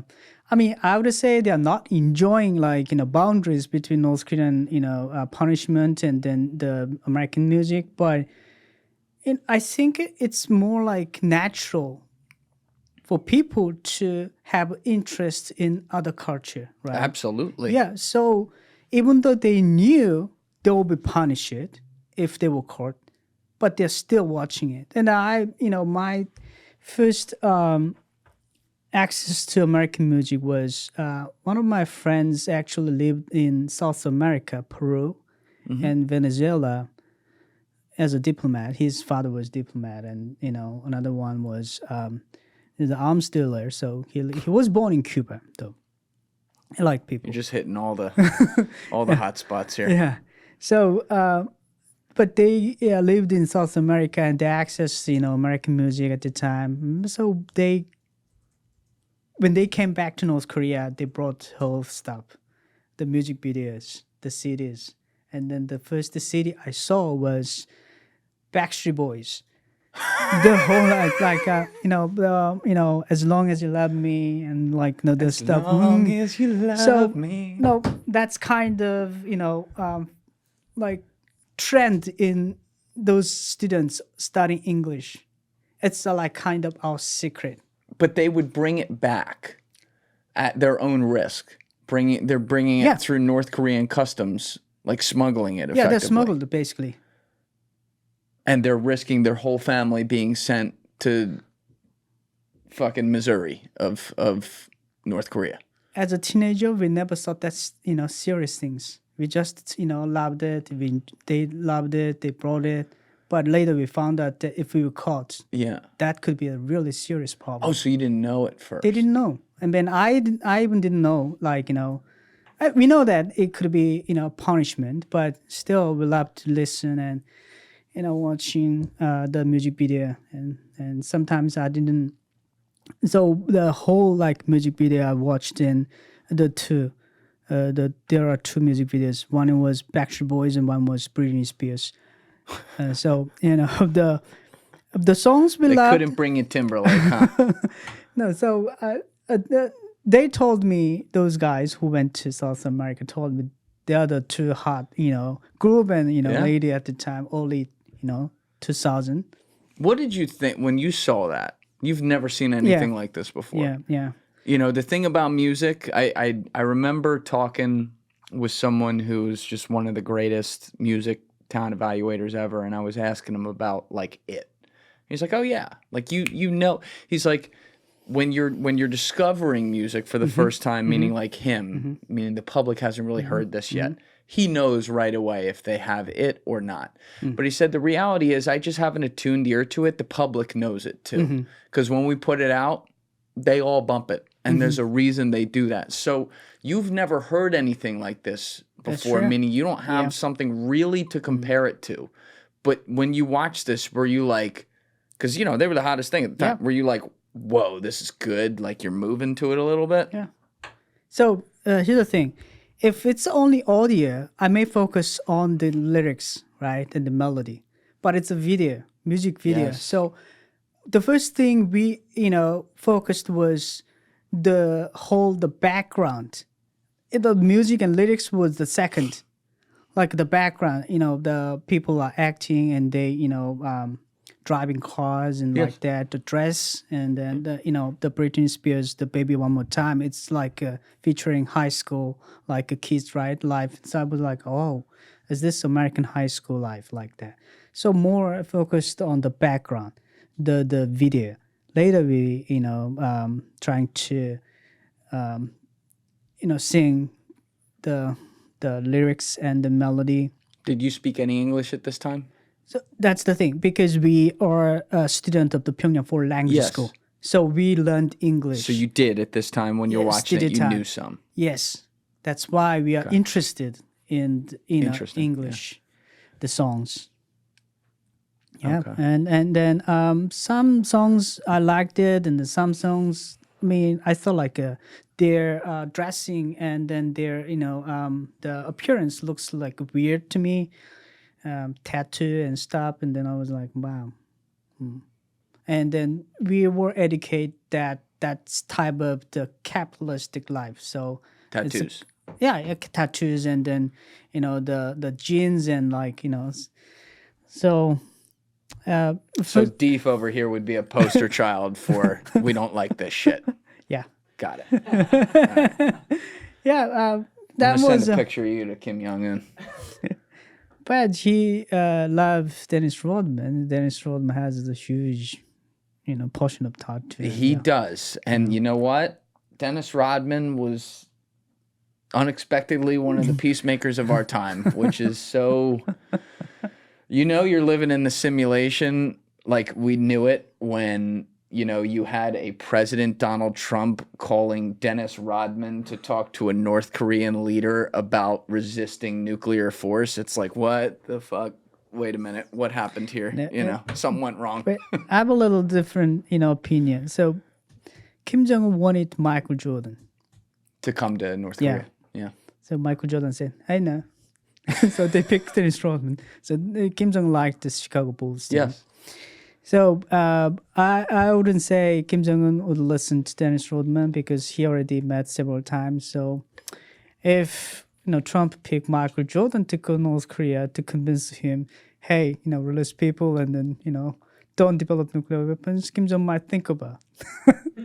So you're saying Michael Jordan has a Nobel Peace Prize sitting at his fingertips right now? Yeah, he could. Come on, His Airness. Do it for the people. Yeah, Julian Dorey should recommend Michael Jordan to go to North Korea to make a peace deal. Clip that. Clip that. Right, that was excellent. Okay. Yeah, we'll come back to that because I do want to dig into Kim Jong-un more. But you were obviously talking about when you're hearing the Backstreet Boys. That's true. And stuff for the first time. So you have the English background, but had you ever seen? I don't know how much imagery was completely banned at that point within the walls of North Korea to you, but you obviously hadn't really seen people with tattoos or something like that. But had you? Well, you did say you had the children of some of the defectors at your school. Other than that, had you seen white people, black people, European people, other types of Asian people, or had you not had a lot of exposure to that? Not really, because not many foreigners visit North Korea at the time. And then, why. No value. That was a joke, sorry. No, I know. But at the time, there was no value, truly. Yeah. And now, like, they develop more like sceneries and then stuff, and then it's North Korea is viewed as, you know, totally isolated country by the foreign, you know, tourists. So now it's more people are making videos and then the, you know, visual content on online, and they get so many, you know, views. So that's why they visit. If there's no, like, you know, YouTube, I would hardly say that people visit North Korea. And isn't a lot of that illegal, what they're getting, like some of the videos they take? Oh, there was a legal and illegal. So how does that work? So the legal stuff is already on the, you know, some people's the YouTube channel and TikTok. So the government will escort you the things that you can capture. Other than that, you are not allowed. Even though you capture such things, and then even unless you hide them, and then they will review it, and then they will, you know, cut you out those, you know, videos from your Or production. arrest you, right? Sometimes, yes. Yeah. Yes. It's you're not allowed to capture everything. So they only showed nice places. So that's the thing I want to talk to, you know, the tourists. Some people, they have, you know, real opinion because they realize that it's the only thing North Korean regime wanted to show them, right? Yes. But some other people that, oh, North Korea looks very normal, similar to American society or like Western country. But what they are seeing is just the, you know, tip of the iceberg, right? They haven't explored the whole country and then the deeper side of the people's life, right? So that's a thing that they should think about.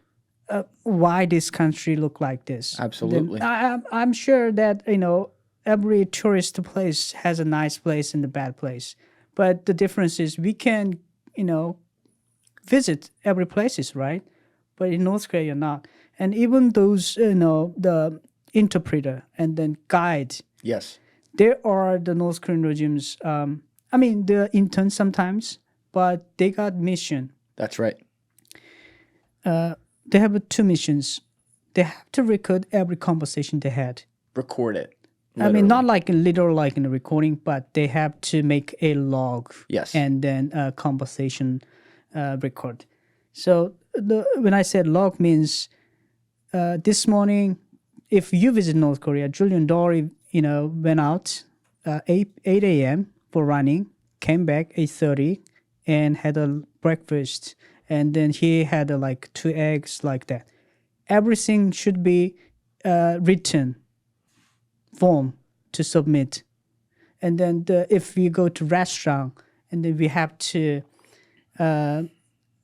write everything like the dish we had. And then if you randomly had a casual conversation with the people, you know, next to your table, like North Korean people, I have to write down. Yes. Like that. So whole things are monitored. And in your the hotel room, there are bugs. Oh, yeah. Web taping. Yep. Yep. So they should be careful there. I was telling you a minute before when we were at the train station about my buddy Wally Green, who went to North Korea on basically, as he's a professional ping pong player, on he wanted to see it, but he also wanted to provide some sort of like peace through ping pong in a way. And through what he ended up doing, he did. It's really an amazing story. But he was supposed to be there for like 7 or 8 days. He ended up staying 5. And he was like, get me the fuck out of here. But he talked about it, the minder, which is exactly what you're referring to. And he was like, his minder was really hot. It was a female. So I think he was also saying he had like a thing for Asian women, and they might have known that ahead of time. So, you know, he was saying the way that she would describe things, anytime he would ask a question, she would be like, Supreme Leader is doing this for the people. And he'd be like, yeah, but what about that? No, you don't look at that. And he'd be like, oh. So they wouldn't, not only would they not show them things, they would be like, no, that doesn't exist or whatever. No, that's not a real thing. Like he would say something. He does a way better job explaining. It was episode 147, so people can listen to that. But like, it was a total. He couldn't even ask questions about the range of society, if you will, like what might even be a normal range, which it's not over there. But that would just be totally shut down. And he got part of the reason he left is because after he had done a lot of the ping pong stuff and that was over and he was still supposed to be there, he got really paranoid about the minder and, you know, whether or not they might decide to arrest him. And he was like, I just got to go. I think his experience exactly, you know, is exactly right. Yeah. Yeah. I think he explained well the whole experience of the tourism in North Korea. Yeah. You had been talking about sometimes if you finished your work on Saturdays early, you might go play soccer. So you guys had sports and stuff over there. Besides soccer, what else did you guys play? We usually play cheaper, you know. Chipper? Yeah, cheaper soccer. I mean, cheaper sports. Okay, cheaper sports. Like a one ball, play with several kids, and especially soccer, basketball. And those sports...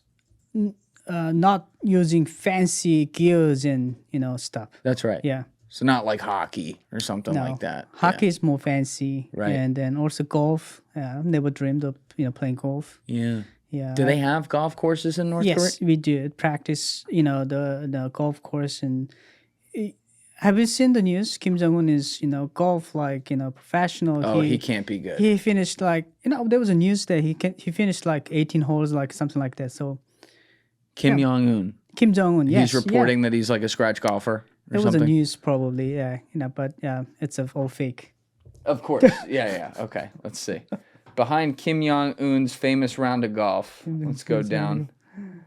All right, with the U.S. Open fast approaching, with the famously penal course in the Pittsburgh area, I'd like to set the record straight on one of history's most astounding rounds of golf, an achievement so outlandish it could pass as myth. No, I'm not thinking what you think I'm thinking, which should come as a relief since Johnny Miller's closing 63 at Oakmont in 73 has been picked over to death. The round I have in mind took place in a setting far more punishing than any open venue, and the 18-hole tally makes Miller's sizzling score look like a number posted by a weekend chop. I'm referring to what else? The 38 under par 34 reportedly fired by the late North Korean despot. So this was his father, Kim Jong-il. A man, every time I hear Kim Jong-il, I just think of Team America. You ever seen that movie? No. You never saw this? The South Park? You ever hear of South Park, the show? No. Oh man, we're gonna have to educate you on some of this. So these guys make the most insane cartoon. It's run for like 3 decades called South Park, and they just make fun of everything. It's very R-rated, but they made a movie in 2003 with like Muppets, and the Muppets would be like Osama bin Laden, Kim Jong-il, and it's called Team America with like, you know, American Special Forces guys like going in to like shoot it up. Oh, and I just picture that Kim Jong. Anyway, but I see. All right, so Kim Jong-il, a man known to his people as dear leader, to you and me as dear top of the leaderboard. According to the official North Korean state accounts, Kim's round, the first he'd ever played, was highlighted by 5 aces, which for non-golfers that means a hole in one. Okay, so there's like a legend that legend, and that's for article for his father. That's article for his father, but yes. I mean the current leader Kim Jong-un, like, you know, he's firing a 32 out there. I mean he's more talented according to the North Korean publication. I'm trying to picture him getting a golf like club around his body. There's a lot of girth there. He could have some power though. Maybe John Daly could teach him. He can do a pretty good job getting around. Yeah. Wow. So they do have golf courses there. Golf courses. Not that many though, right? Not many. Like I would say 2 or 3. Who plays there? I mean, simply speaking, no one. So there was a risk playing golf for like me. Golf is not cheaper, you know, sports. If I play golf, I have to spend some money, right? They only accept the American blood cash. So, and if I spend $5, that means it's out of my income, and it could be investigation by the security guys. So I have your dad's making $1 a month. Yeah, so even like me, like less than 50 cents, right? Yeah. So I have to deal with those guys, and then they, you know, ask bribery. So I have to give them if I want to survive. So, you know, the whole. So I'm trying to avoid this, inconvenience. Yes. So what they do with this golf course, they hold, not annual, but several years, they hold international golf competition. In North Korea. In North Korea. And there was two crazy Australian guys. They are not professional golf players.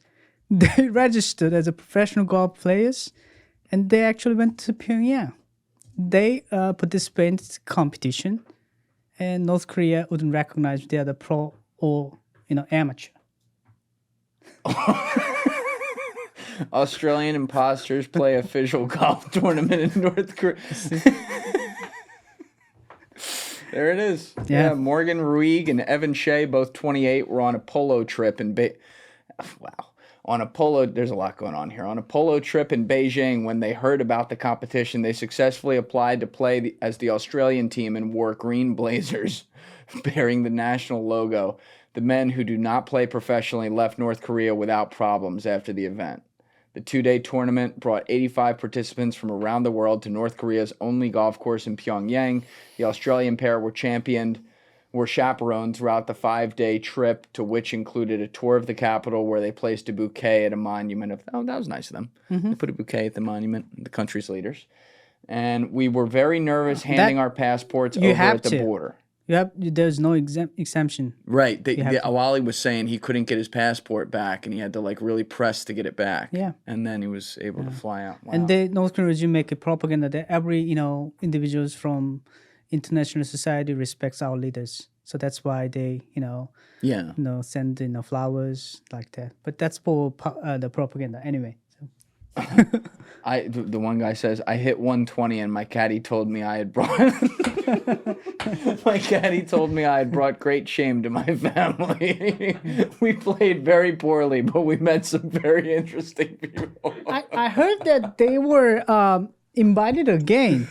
I mean, maybe, but I wouldn't recommend to go back. No. They will capture them and, torture them then. I mean, this is no disrespect. Pyongyang is not on my list of destinations. I mean that very nicely. I hope it will be one day with North Korea free. I think that would be awesome. True. But I would get, even if I didn't have a job like this, just as a normal person, I would get very nervous as an American crossing that border, just because of how... I mean, like you were explaining, they got minders everywhere. It's propaganda everywhere. You don't even have to step out of line. They decide you step 1 foot out of line. There you go. You're arrested. Now you are dismissed. You cannot, because you already interviewed me. North Korean will, show. They'll see the interview, and then. They're gonna see this. Yeah, if you were appear in North Korea, and then they will arrest you and then interrogate you why you had an interview with him, and then like that. And then if you have family members who are American government officials or military personnel, and then they will check all the things, and then they will trying to convince you become a spy or like that. Good luck with that. To the North Korean government, whatever people watching, maybe we could put a translator on this, but you're not going to be seeing me anytime soon. I'm sorry. That's interesting, though, that there's still, because like you said, there's only 300 defectors in the U.S., something like that. So it makes sense. They would track all of them. It's ideas getting out. That's the worst thing they can have. But there are 35,000 escapees in South Korea. That's still not that many, though. Not that many. You said this is a country of 25 million people and only 35,000. Yeah. And then what's the diaspora around the rest of the world? Maybe 15, 20,000, something like that? Probably something like that. So you're talking overall less than 100,000 people have made it out of there to tell their story. Yeah. That is fucking wild. And then after the pandemic, Kim Jong-un increased the border more, the security. So this crazy guy put the mines in the border. Oh my God. Between China and North Korea. And then the wires with the high, voltage electricity. So, who would do that to this, its own people? So, and the border patrols would inform that any attempt to escape, you can shut them at any moment. So that's in the past they were not that like that. They were not instructed to shoot. They wouldn't shoot you. They were instructed to capture them, but I'm like shooting is not that easy for anybody, right? Shoot people, but they were instructed now like you can shoot them. What happens when people are captured trying to escape? It depends on their ranks or their background. So, like normal people living in border area, if they were captured, and then they will be punished and then tortured sometimes and beaten, and then they will eventually released. They will be released because they think it's not value enough. There is no value enough to put them in prison. But if those people criticized the regime after they escaped and then captured and then came back, or they were part of the activities related religious activities, and then they cannot be released. They will be imprisoned in political prison camp. Forever. Forever. Political prison camp is not the place you can come and go out. Once you imprisoned, you will live forever. If you have a kid, and if you have a baby there, the baby have to live in the facility there. The baby has to live with you. Yeah, the prison camp. So their life is there and never leaves. Their life is, it's a prisoner, and then and the high-ranking officials and then like IT guys who were trying to escape, if they were caught by Chinese and then sent back to North Korea, they were not ever released to the public lately. They will be sent to political prison camp.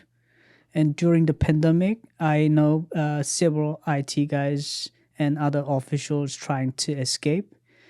Because North Korean regime blocked the border, they couldn't send them back. But in Beijing, in the embassy, North Korean embassy in Beijing, they built underground prison facility in the embassy, and then they put them there. So for the underground prison facility in Beijing embassy, basically a torture chamber. So they were there like 2 or 3 years, and after the pandemic, they were sent to the North Korean the prison camp, and then some of them actually sent a letter to pastors, and then the asking help. We are captured here. I'm delivering this letter to through secret channel like Chinese people. How did they get the letter out? So before they were transferred to North Korean embassy, the chamber torture facility, they were in the Chinese police prison. Yes.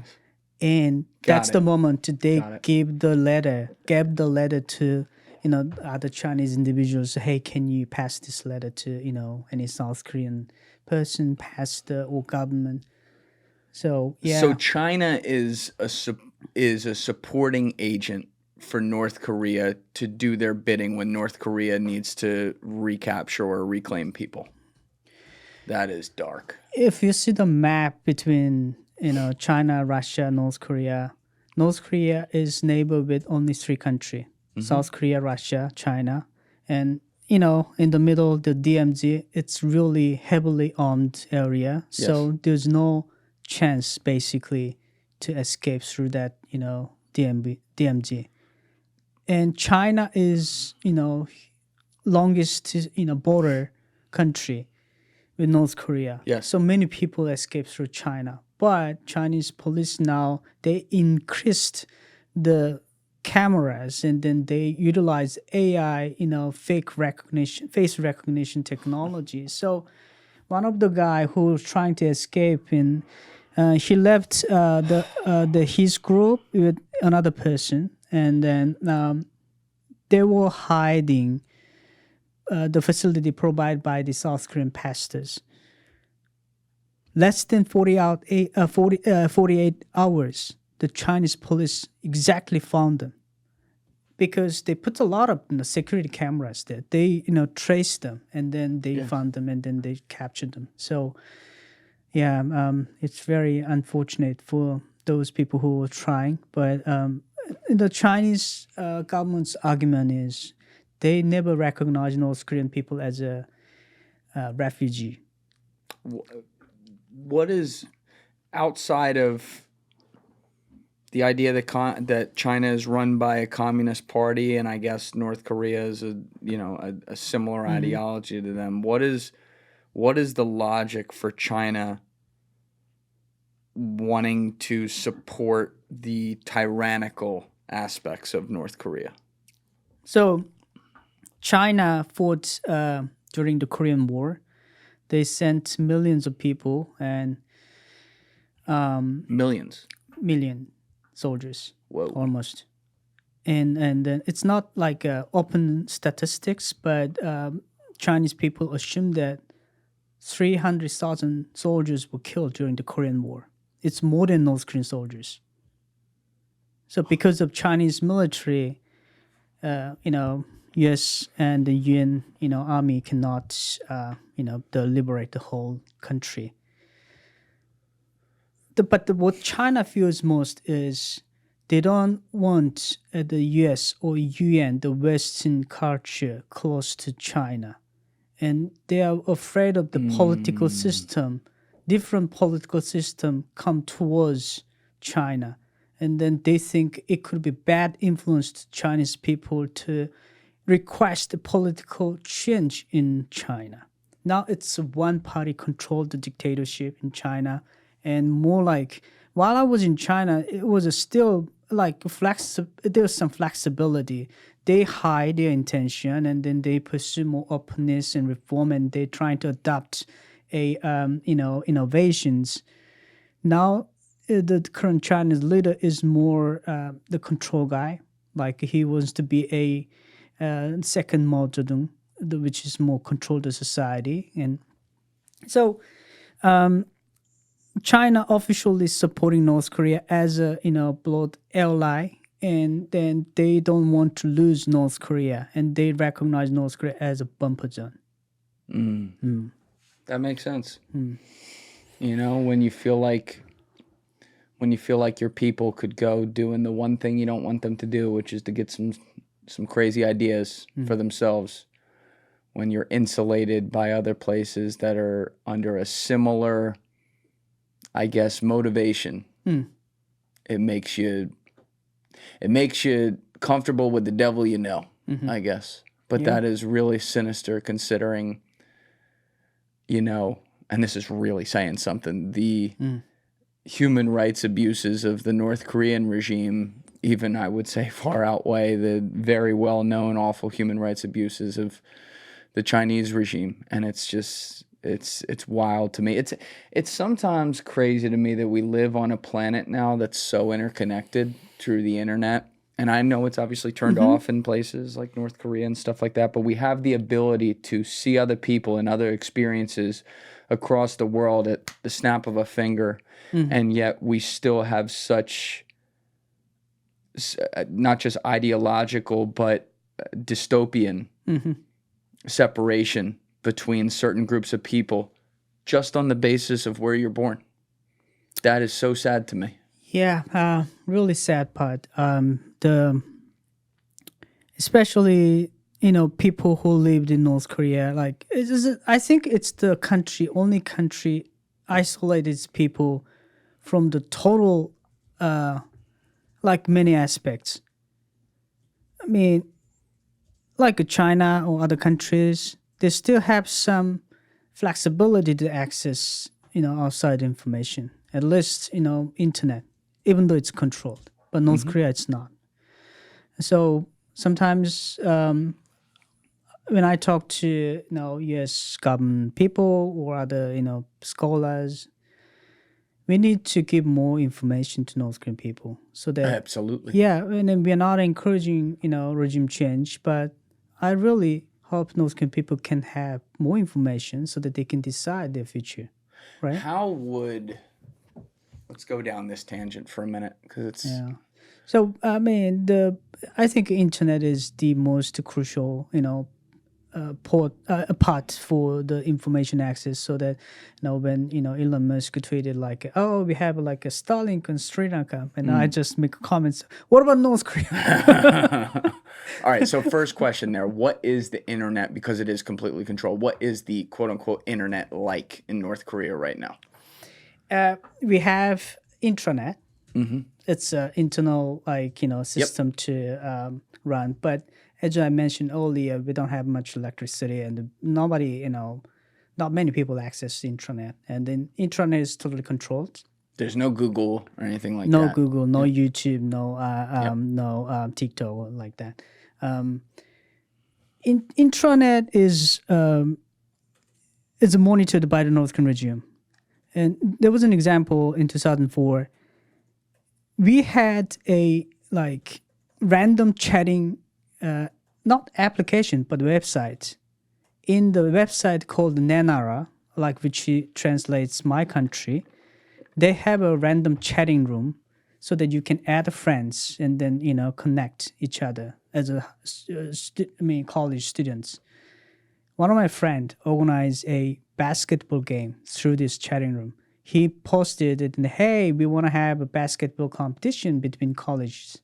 So Pyongyang colleges, right? So the famous college in Pyongyang, Kim Il-sung University, and Pyongyang Foreign Studies of University.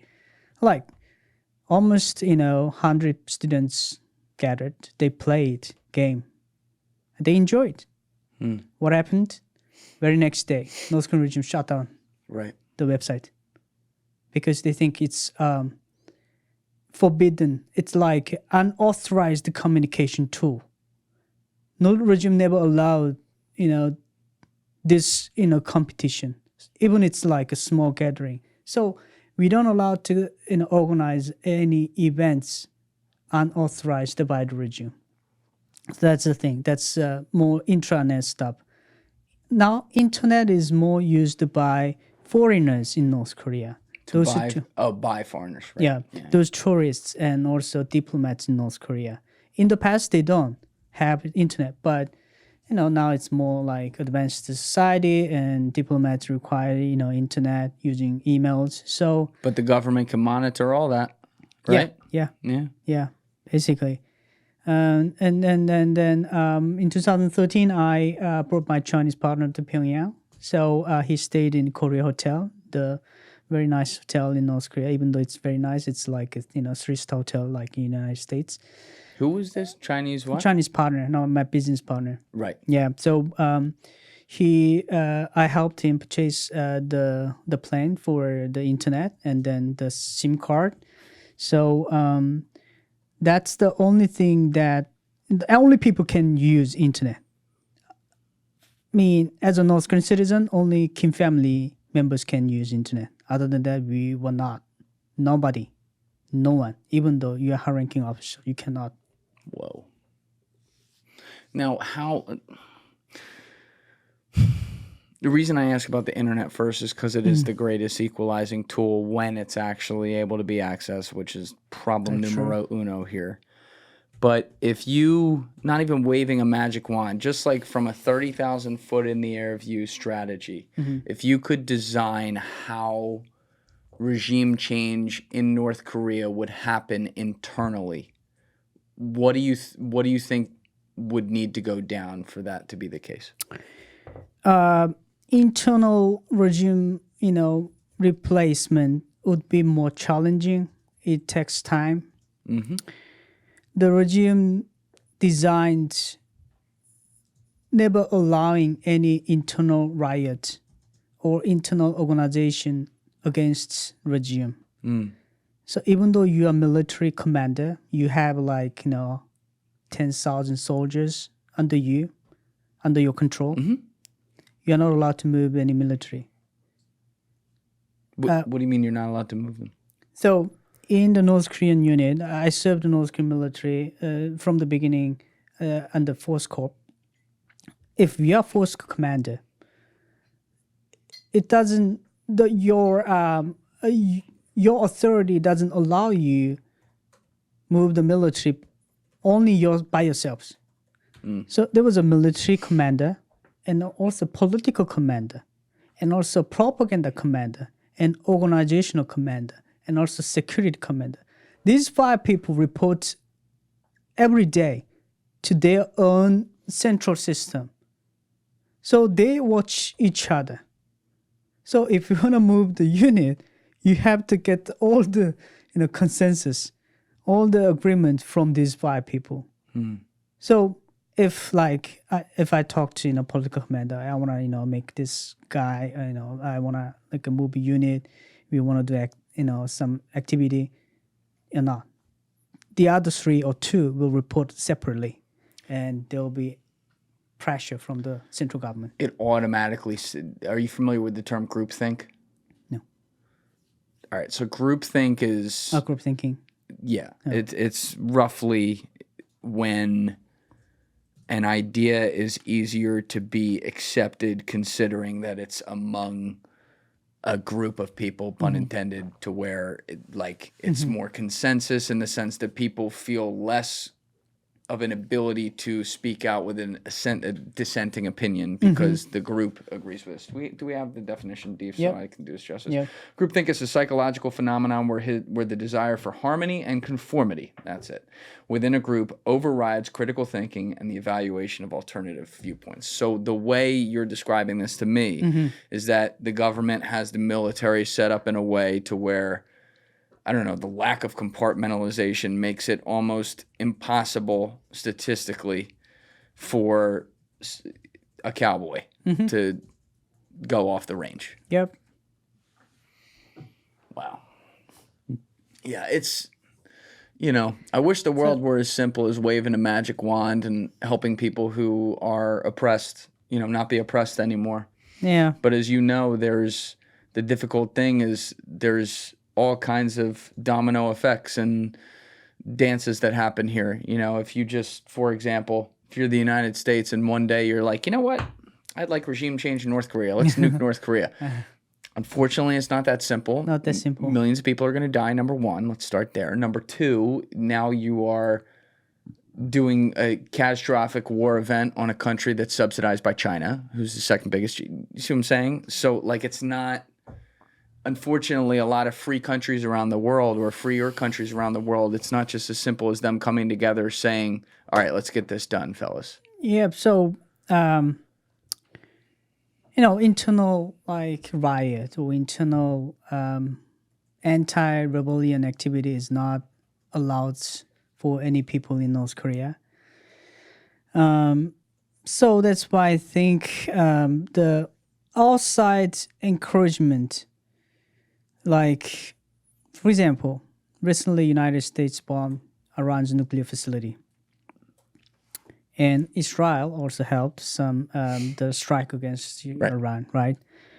And the U.S. has a history, the Trump's first term, President Trump did a strike against the Qasem Soleimani, Iran general, and also Al-Qaeda leader. Mm-hmm. So when I talk to people, why don't you do that? But as you mentioned earlier, it's not that easy, right? But that type of outside, support is crucial too. Yeah. So that people inside can have some, belief or trust that, we can get some help from the outside. Yeah. Now internally, we don't have power. We don't know what to do. After even they replace Kim Jong-un, they don't know what to do. It's tough though too because these regimes are very obviously very prideful and very paranoid, which is a bad combination in the sense that when there is something from the outside that's done, maybe in a military strike or something like that, they feel propaganda-wise and personally-wise they feel compelled to have to respond, which then creates a potential tete-a-tete. I would say, for example, the one you brought up with what happened with Iran, we kind of, I'll give Trump this, he was hoping they were going to be bluffing, and they were. Mm-hmm. But what if they weren't? And that is also not just including the Iranian regime. What if China and Russia hadn't been bluffing, right? Because what we've seen is China and Russia have basically shown their hand, at least for now, where they're kind of like, all right, we don't really care about Iran that much. But what if they had? Yeah. You know, and you got to worry about that, whether it be Iran, whether it be North Korea or some of these other countries. And that's where I get really concerned. And you hope that our leaders have good intel because, again, in a perfect world, you just say, let's free the North Korean people. I for one, would love to get behind that. But you have to do it with ideological subversion. You know, with the Soviet Union, which obviously some things have gone wrong in the rebuilding of Russia since then, for sure. But, you know, my friend David Satter has been on the show a couple times in episode 92 and 133. He was like the preeminent psychologist of Vladimir Putin in the Western world back from the beginning. And he was kicked out of Russia in 2013, the only Western reporter prior to this war who was ever kicked out of there. And he talks about all the time as a historian of the Soviet Union and what happened there. He says it only took 15% of the Soviet population to overthrow the regime. And it was done slowly with small outside effects rather than like a military strike or something that obvious. And I would hope that there would be some sort of ability to do that in a North Korea. But in defense of the North Korean people and their lack of information, I would argue the dystopian reality that you guys have been put into is actually, on a historical basis, even far worse than what happened in the Soviet Union. You know, there was more connection to the outside world in the Soviet Union. Yep, you're absolutely right. And I really like the idea, gradual information access for people so that people can realize the reality. So as you mentioned earlier, Soviet Union, the people in the Soviet Union, they have access to some information, right? Yes. But North Korea, they really studied how Soviet Union was collapsed. So that's why they prevent outside information and they put a lot of efforts to prevent information access. They study that. They study that. And then I still remember when I was a kid, there was lots of books criticizing Soviet Union. Oh, they abandoned socialism. They, betrayed the socialism. They pretty much criticized Yeltsin and then Soviet leaders at the time. So, and one of the main reasons they emphasized was the people in Soviet Union were fascinated by the capitalism and then, Western culture. That's one of the main reasons. So that's why we shouldn't listen or hear any, foreign media or, read foreign publications. That's, North Korean regime's propaganda right now. What did you know? Obviously not when you're 5, you're not thinking about this. But, when you're 17, 18, 21, 22, 23, what did you know about capitalism? Honestly, I don't know. I never thought I didn't want to differentiate capitalism and then socialism. While I was in China, I think China was a socialist country. But we know that China never runs the socialistic economic system. So China runs more capitalist, economic system, market economic system. So I think that would be the, capitalism. But, when we have videos in North Korea regarding United States and, I talked to one of the show that every Sunday we have the show called The Rotten Capitalism, and they showed like homeless people on the street. Rotten Capitalism? Yeah. That's what they called it? Yeah. The show, the title is Rotten Capitalism. So they showed, people on homeless people on the street and then, bribery, robbery, and then, police chasing cars and some, online we do have some funny things, right? The activities like car crashing and and then using milk, having baths like that. So these are stuff for fun when people do, but the regime described that's the life in United States. It's not entirely not true, but it's more. Distort the meaning of the life, right? They're picking and choosing the worst things that you can find. So, so the final comments always was, if you live in United States under capitalism, you'll be ended up like this. So the capitalism always support riches, not public. But in North Korea, the real rich person is Kim Jong-un. He owns the entire country. Yes. But still, educate people that the capitalism and market economy is kind of bad thing for people. You know what I forgot to ask you earlier? You just made me think of it with explaining all that. When you were in even elementary school, which is, I guess, called something similar to elementary school. Elementary school. What are they teaching you? Are they teaching you the same math that they teach us and reading books and stuff? What was that like? Yes, we do have such the subjects, and actually, North Korean regime puts more emphasis on natural science, like maths and not physics in elementary school. From the middle school, we study chemistry, physics, and then geography, like that. But geography. Yes, we do. I wouldn't have expected that. Yeah, because I would have expected the map to just say North Korea and everybody else. We do the same.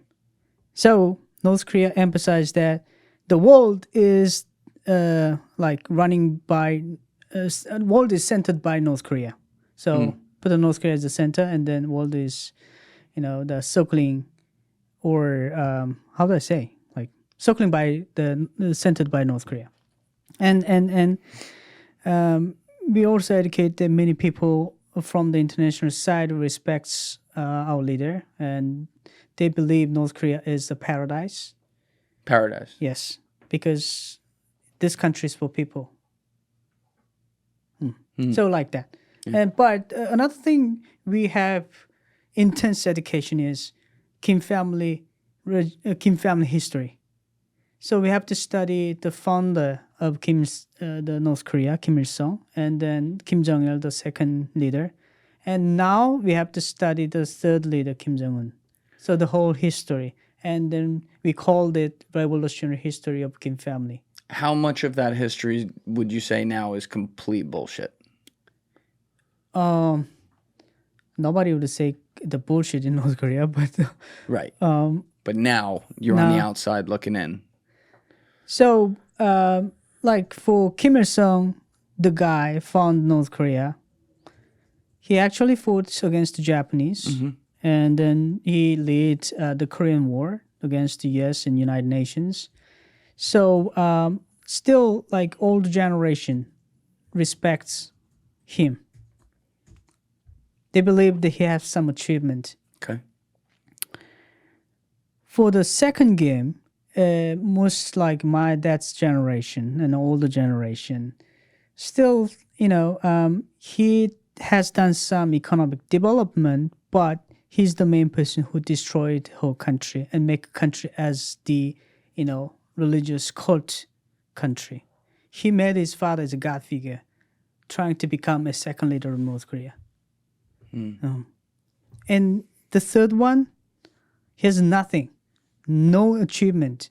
He never, contributed any his efforts to the country, right? He just suddenly appeared as a successor.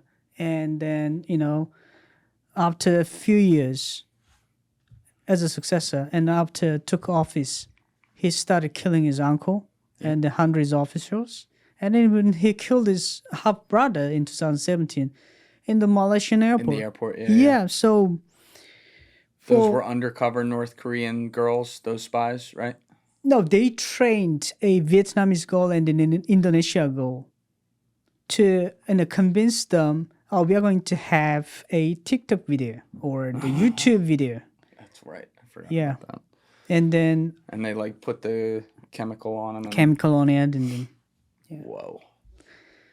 What is... Let's dig into... I mean, we've been talking about Kim Jong-un a little bit all day, but we haven't really dug into him. So, as you mentioned, this is a guy who obviously was born into royalty, but it was the third wife, so he's away from the public, but he does get sent to Switzerland to that fancy international school. I remember reading stories about this where, he'd have all the security and the cars pulling up, but... he got a pop culture, Western pop culture, experience there, and that's where he fell in love with basketball and video games and things like this. So he got, as a kid in his developmental years, even though, he's got a golden spoon in his mouth, he got to see what the free world is like. And then at some point after his education, he's brought back to North Korea. And let's start here. How did it translate into him ending up being the heir apparent, as opposed to other siblings from some of the other wives? So after returning to North Korea, Kim Jong-un actually makes some good comments or asks requests to his father. One of the things he asked was why we don't have supermarket in North Korea. Supermarket? Yeah, like grocery stores. And then Kim Jong-un's father, was surprised because nobody asked about it. Nobody questions why North Korea doesn't have a supermarket.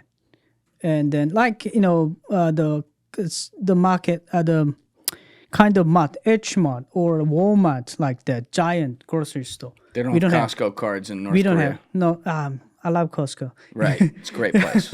Yeah, I hope one day, That's ideological subversion. Send some Costco cards into North Korea. They'll be hooked. Yeah. You know what I'm saying?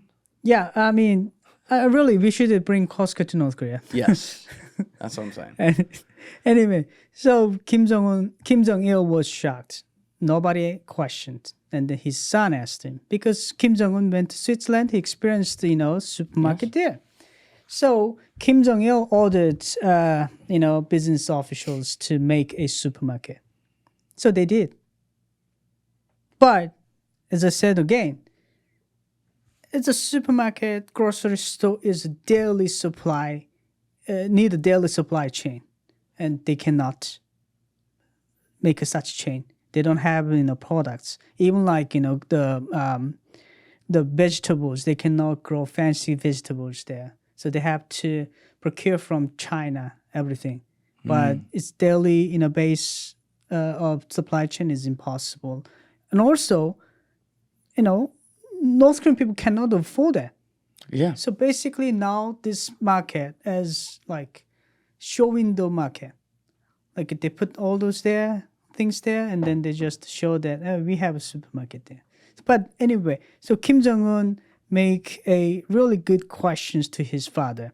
And then, I think in like making a ski resort or water park, and he has, I would say good intentions initially probably, but he doesn't understand the reality of North Korea because he's never been in these shoes, right? That's right. So, and then even like he spent lots of money investing that, stuff. And then later he into argument with his uncle, and later eventually that kind of argument lead to the uncle's execution. So, this guy is... but he passes over some of the other brothers and stuff too. Yeah. Because Kim Jong, what you're saying is Kim Jong-il was impressed with his, ideas. I don't know, but what I know was the first Kim Jong-un's brother. It's own the Kim Jong-un is a second son, right? Except like a half brother. So he has a own brother. The own brother who called Kim Jong-chol, this guy is more into music. He's a big fan of Eric Clapton, the guitarist. And he went to UK, that. Yes, yeah. And then to attend the concert, and then after the concert, he actually traveled in UK to purchase a guitar, the specific one. So and then he's very professional level of guitarist. But he has a mental issue. Yeah. Can't have that as a leader. That's unstable. I mean, Kim Jong-un is unstable too, but this guy is more like, unstable too. So it's, I don't know, the family has a history of...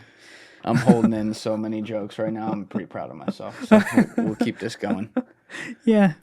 And yeah, I think that's why eventually Kim Jong-un was picked, and now its country is really, fucked up. Right. But but as a young man, like when his father dies, he is the dude that to the international world comes out of nowhere. People are like, who is this guy? And then we're learning about him. And I always, you know, I never empathize with evil and someone who is doing things that are evil. That's their free will that they're doing, and it's wrong under every circumstances. What I do try to do is empathize with where it comes from. Because if you can learn where it comes from, maybe you can help reduce the possibility that that type of evil happens in the future, right? And so with Kim Jong-un, he can't control where he was born. I feel bad for him in the sense that he probably experienced, intense loneliness and antisocial aspect to himself growing up, and is self-conscious of a lot of things. That said, he did turn into this evil, tyrannical nut job. So when you talk about a guy, though, who understands the West and actually appreciates parts of that pop culture and the freedoms that allow that to happen, in a sense, by extension, when you talk about him coming home and his first idea is actually something positive, let's open up grocery stores for our people. Like, you look at that, and if you were watching back then, you'd be like, oh, I hope this guy maybe he can get in charge.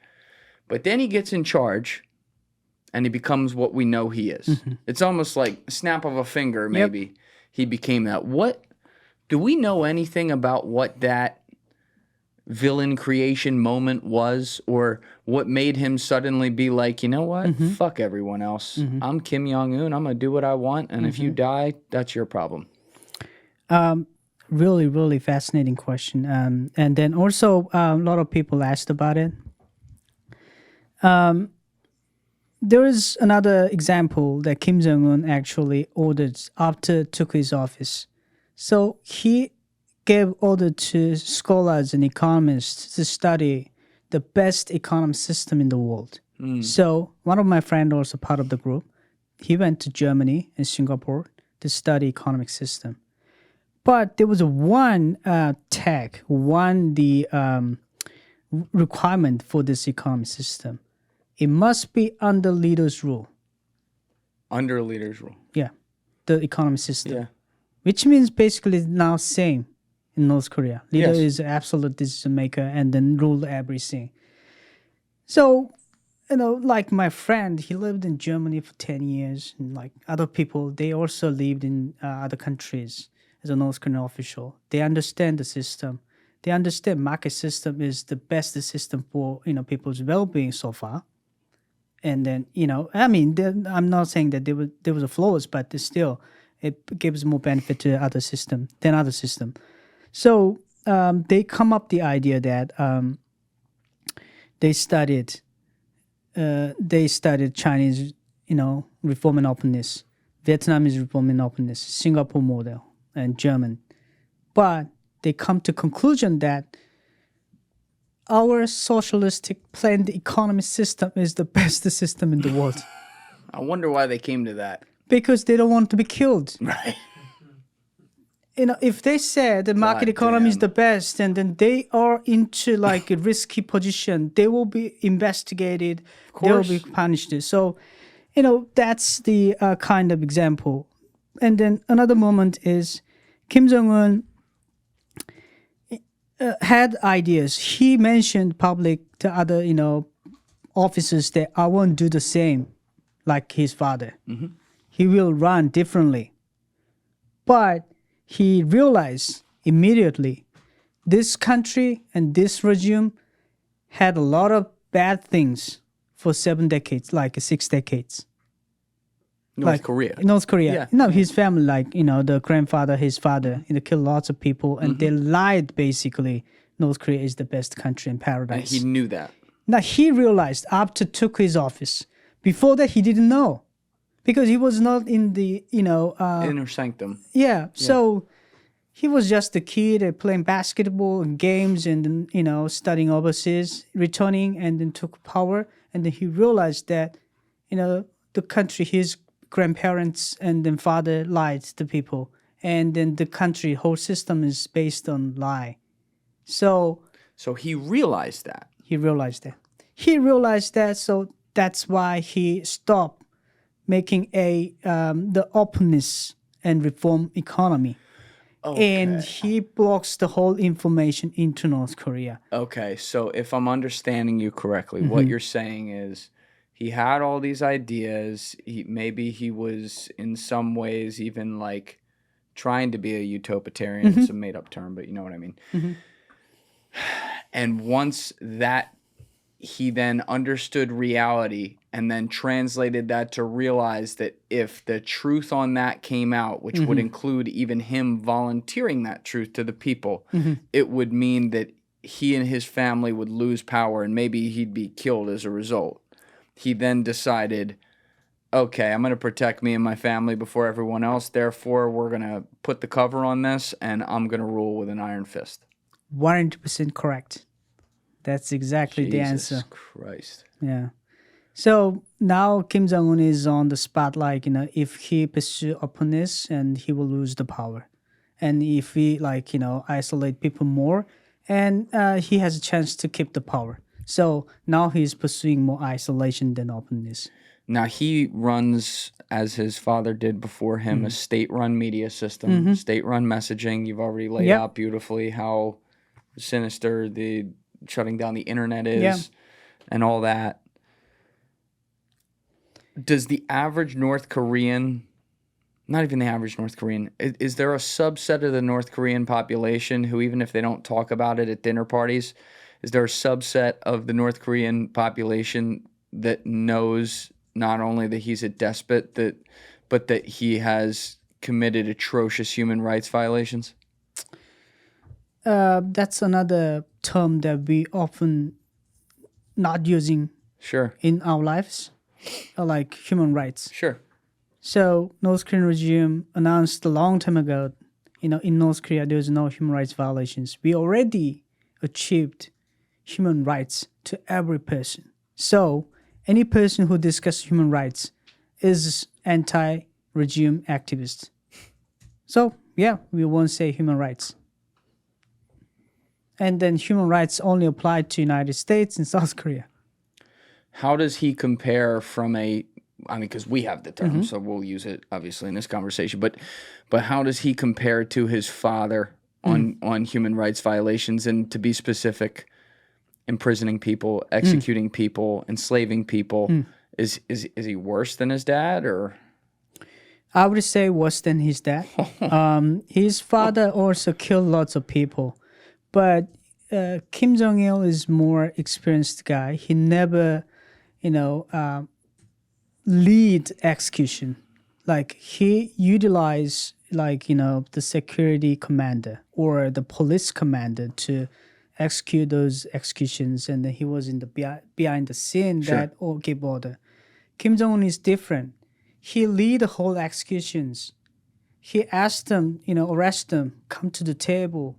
And then, bring them to his office, and then bring them to the stage, and then, order them to execute.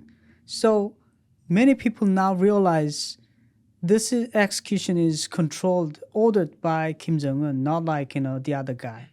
But, in most dictatorship countries, those people who executed those, the purges, after that, they will be, disappeared, right? They will, after usage, they will be killed or something like that. In North Korea, the same system. But now people realize Kim Jong-un is the one who gave order. So there are people who are realizing that in the country, now, but they can't talk about it. No. Did you, before you defected, is that something you realized? So did you ever talk about it with anyone? I have discussed with some people because I was in China, right? I was not. If I were in North Korea, I would never talk about it because it's all taped, and then anybody can report my conversation. But I was in China, and I casually talk with Chinese people, or even like some North Korean, officials in China, which are close people. So we talked about it. Why kill him? It's uncle. It's own family. Like even Chinese officials criticize a lot. But so you knew he did that. That was public knowledge in North Korea that he had his uncle executed. Yeah, that's a public execution. Okay. Yeah, and then even my before uncle's execution, they publicly executed two top officials, and then one of them was my father's friend, and then I also had a business relationship with his son-in-law, but the son-in-law is also dead. So I was like, why? I mean, there's no need to execute the whole family, right? No, it's horrible. Yeah. On so any level. Yeah. that's kind of the conversation we had, and even like Zhang's execution uncle, this is family member. So Chinese people never see Kim Jong-un as a human being because killing family member is a different story. Do you? Because I'm going to ask you here about how Kim Jong-un takes advantage of his population and some of the slavery and the starvation and stuff. But on your personal experience first, when you were growing up, obviously there were a lot of resource problems still, even in your situation. But like you said, you were at least not the lowest class or living out in the rural area with nothing and starving. Do you remember, like, did you ever have access to seeing the people, though, who were starving and who were not in a good situation as a kid? I was living in Pyongyang city after I moved to Pyongyang when I was 4 from Wonsan, right? And from that moment, I've never been out of Pyongyang city. I was a student, high school, and then right after my high school, I just, went to military service. So during my teenager, lots of starvation happened, late 1990s. So we assume like almost 3 million people died of starvation, right? 3 million people. 3 million people. But surprising thing is, those informations never came into Pyongyang city. We only hear the rumors. Oh, in like the other city, lots of people died of starvation, and sometimes but you don't see it. I mean, we don't have the media. Right. Yeah, they never showed, and if you don't go out, and which is mostly impossible, as I mentioned earlier, if you want to travel other province, other city, you need to get the permission to travel. And North Korean regime won't, issue a travel permit for the students and other people, unless you are a government official. The government officials, like security officials and police, they have permission, but other people cannot travel. They just can't. Wow. They cannot. And then my father actually, visited a lot because he runs a big corporation in North Korea, and then every town he has a subsidiaries like branches there. So he oversaw things, and then he actually saw many, people dying on the street. But after returning to home, he never shared the story. So he never told you that? Because in my home, there was a wiretapping. And then there was a what? Wiretapping. There was bugs? Wiretapping, yeah, bugs. Yes. In your house? Yes.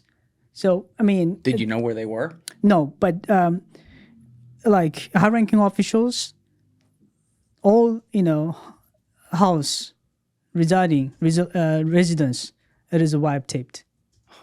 So, in your home, you don't say any political agenda, or the things can be interpreted as, bad thing against North Korean regime. So, my dad never shared the story. Like, he saw like people are dying in the street, and then, later in China, he shared like, literally people are crying at the time, like late 90s. And then, the factory, the manager, the general manager told my dad, no, we need to catch the fish. There's no people come to the facility. And then they don't have food on the table. So the general manager just asked my dad, just to give us rice and then we'll catch the fish. So my dad, he purchased the rice from China and then, provide the whole thing. And then he was trying to keep the, he cannot save whole, like, the people, right? So he was trying to focusing on the branch people, the families members. So I mean, he's not proud of that, but he still believed that his action saved several people, some people in the first line. I mean, it's impossible to even try to put yourself in those shoes. And there's so many armchair experts. Oh, if I were in this situation, I would totally do. You don't fucking know. And you having your house bugged. I mean, So do you remember?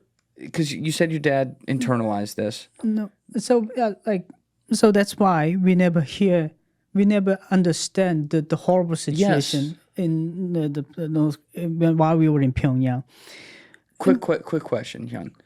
When your dad would come home from work, not necessarily from even a day when he saw people starving, but he knows things. Did your mom ever say like, "Oh, how was work?" Yes, we do ask work, but it's not like more like a casual conversation. Exactly. Yeah, but never serious conversation. So in a way, the reason I ask that is because to me, it would almost feel like a dystopian conversation from a movie. Like when you watch the people with the fake face on, how was work, honey? Oh, work was great. What'd you do? I went to work and got work done. There's no, you know what I mean? There's no... I understand. There's no substance there because he has to be like, the microphones are listening, so we are going to say work was great. That's pretty much every conversation then. Yeah. Oh, my God. So one time, there was a military company leader. I was the president of a military company, came to my home all of a sudden. My dad was not there. He brought like a snacks, the box of snack. And I received it because my dad was not at home and then my mom was there. And he sat down for a while and then, let father know that I visited. And then he wants something from my dad. My dad was kind of, top official and then he has authority to give some, permission. So the military side wanted some permission from my dad. And so he told openly during, my home visit, and then he brought something like snacks like that. Later, after he went back and I opened the box, there was $3,000, the bribery. Dollars. Yes, US dollar bills. And did you know what it was? Yeah, I know. Yeah, you knew it. Yeah. Okay. Later we will explore more, but the largest amount of currency used in North Korea is dollar bill. Don't be surprised.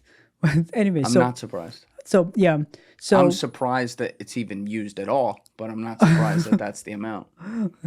No. I mean, the most North Korean people use dollar bill than the North Korean currency. They let that. The government lets. That's the one thing I would expect they wouldn't let happen.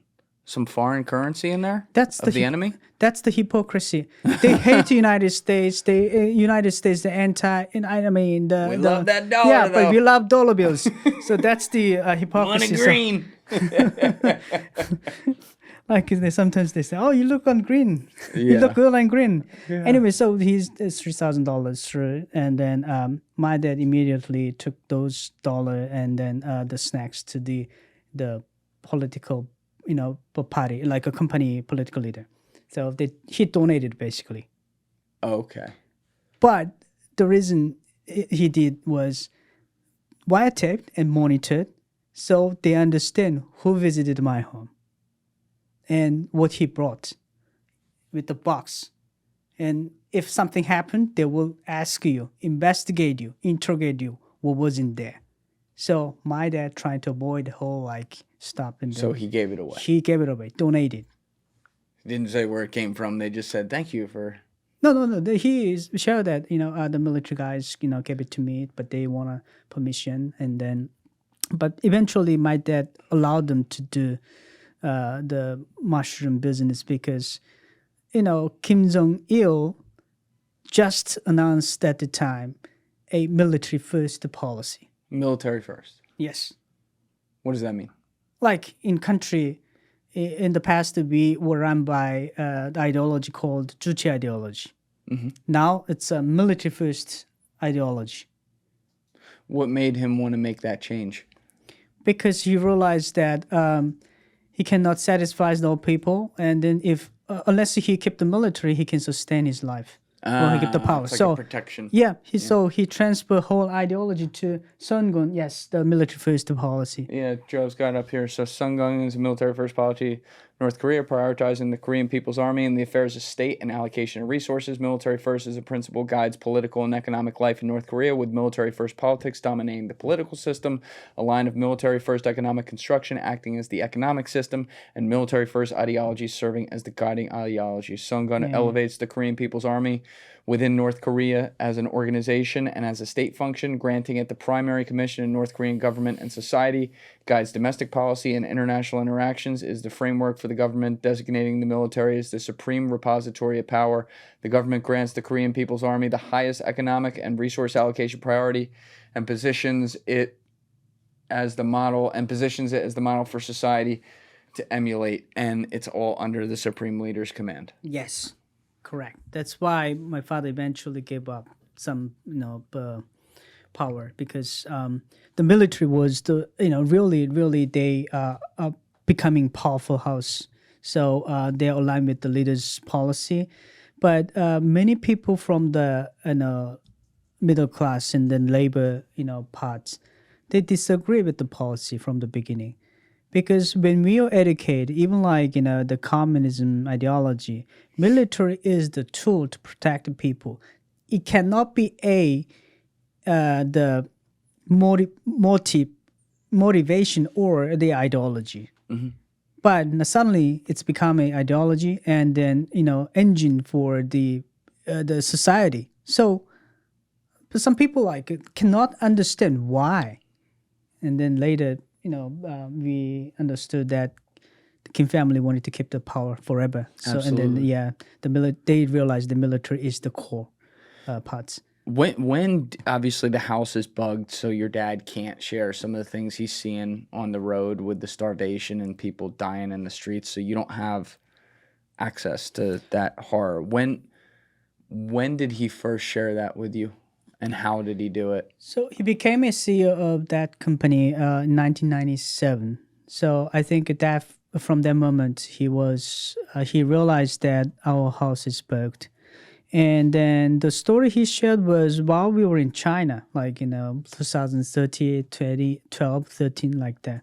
And then it's a casual conversation between Chinese people, and then Chinese people knew that there was lots of starvation during 1990s. So that I was in the conversation, and my dad shared that at the time I saw many starvation, but that was really new to me. I never heard from his mouth that he saw the people on the street dying. Yeah. That obviously had, as a human being, that had to have a profound effect on him.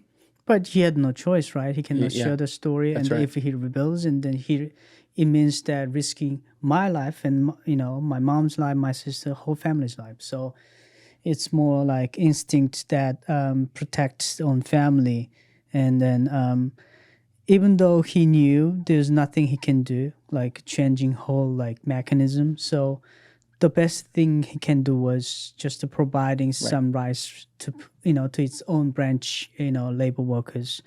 So yeah, it's heavy, man. Yeah. Now we're gonna get to you guys ending up defecting and all that, but you and I have been talking about this throughout the day. How there's a couple key things. Well, really a few key things. One of them we already covered, which is that you did foreign language training in Pyongyang and in the school there, so you get some access to I guess other cultures in a very small way, albeit. But the other two things are, prior to you defecting, is that you spend a lot of time in China, which I want to dig into more. We only touched that for a minute. And you spent time in the military. Yep. All right, guys, that takes us to the end of part 1 of my 2-part sit-down with HYUN. You are going to be getting a full second episode with him sometime in the next 2 to 3 weeks. So please make sure you subscribe to the channel and hit that like button on the video, and we'll see you for the next one. It got absolutely crazy.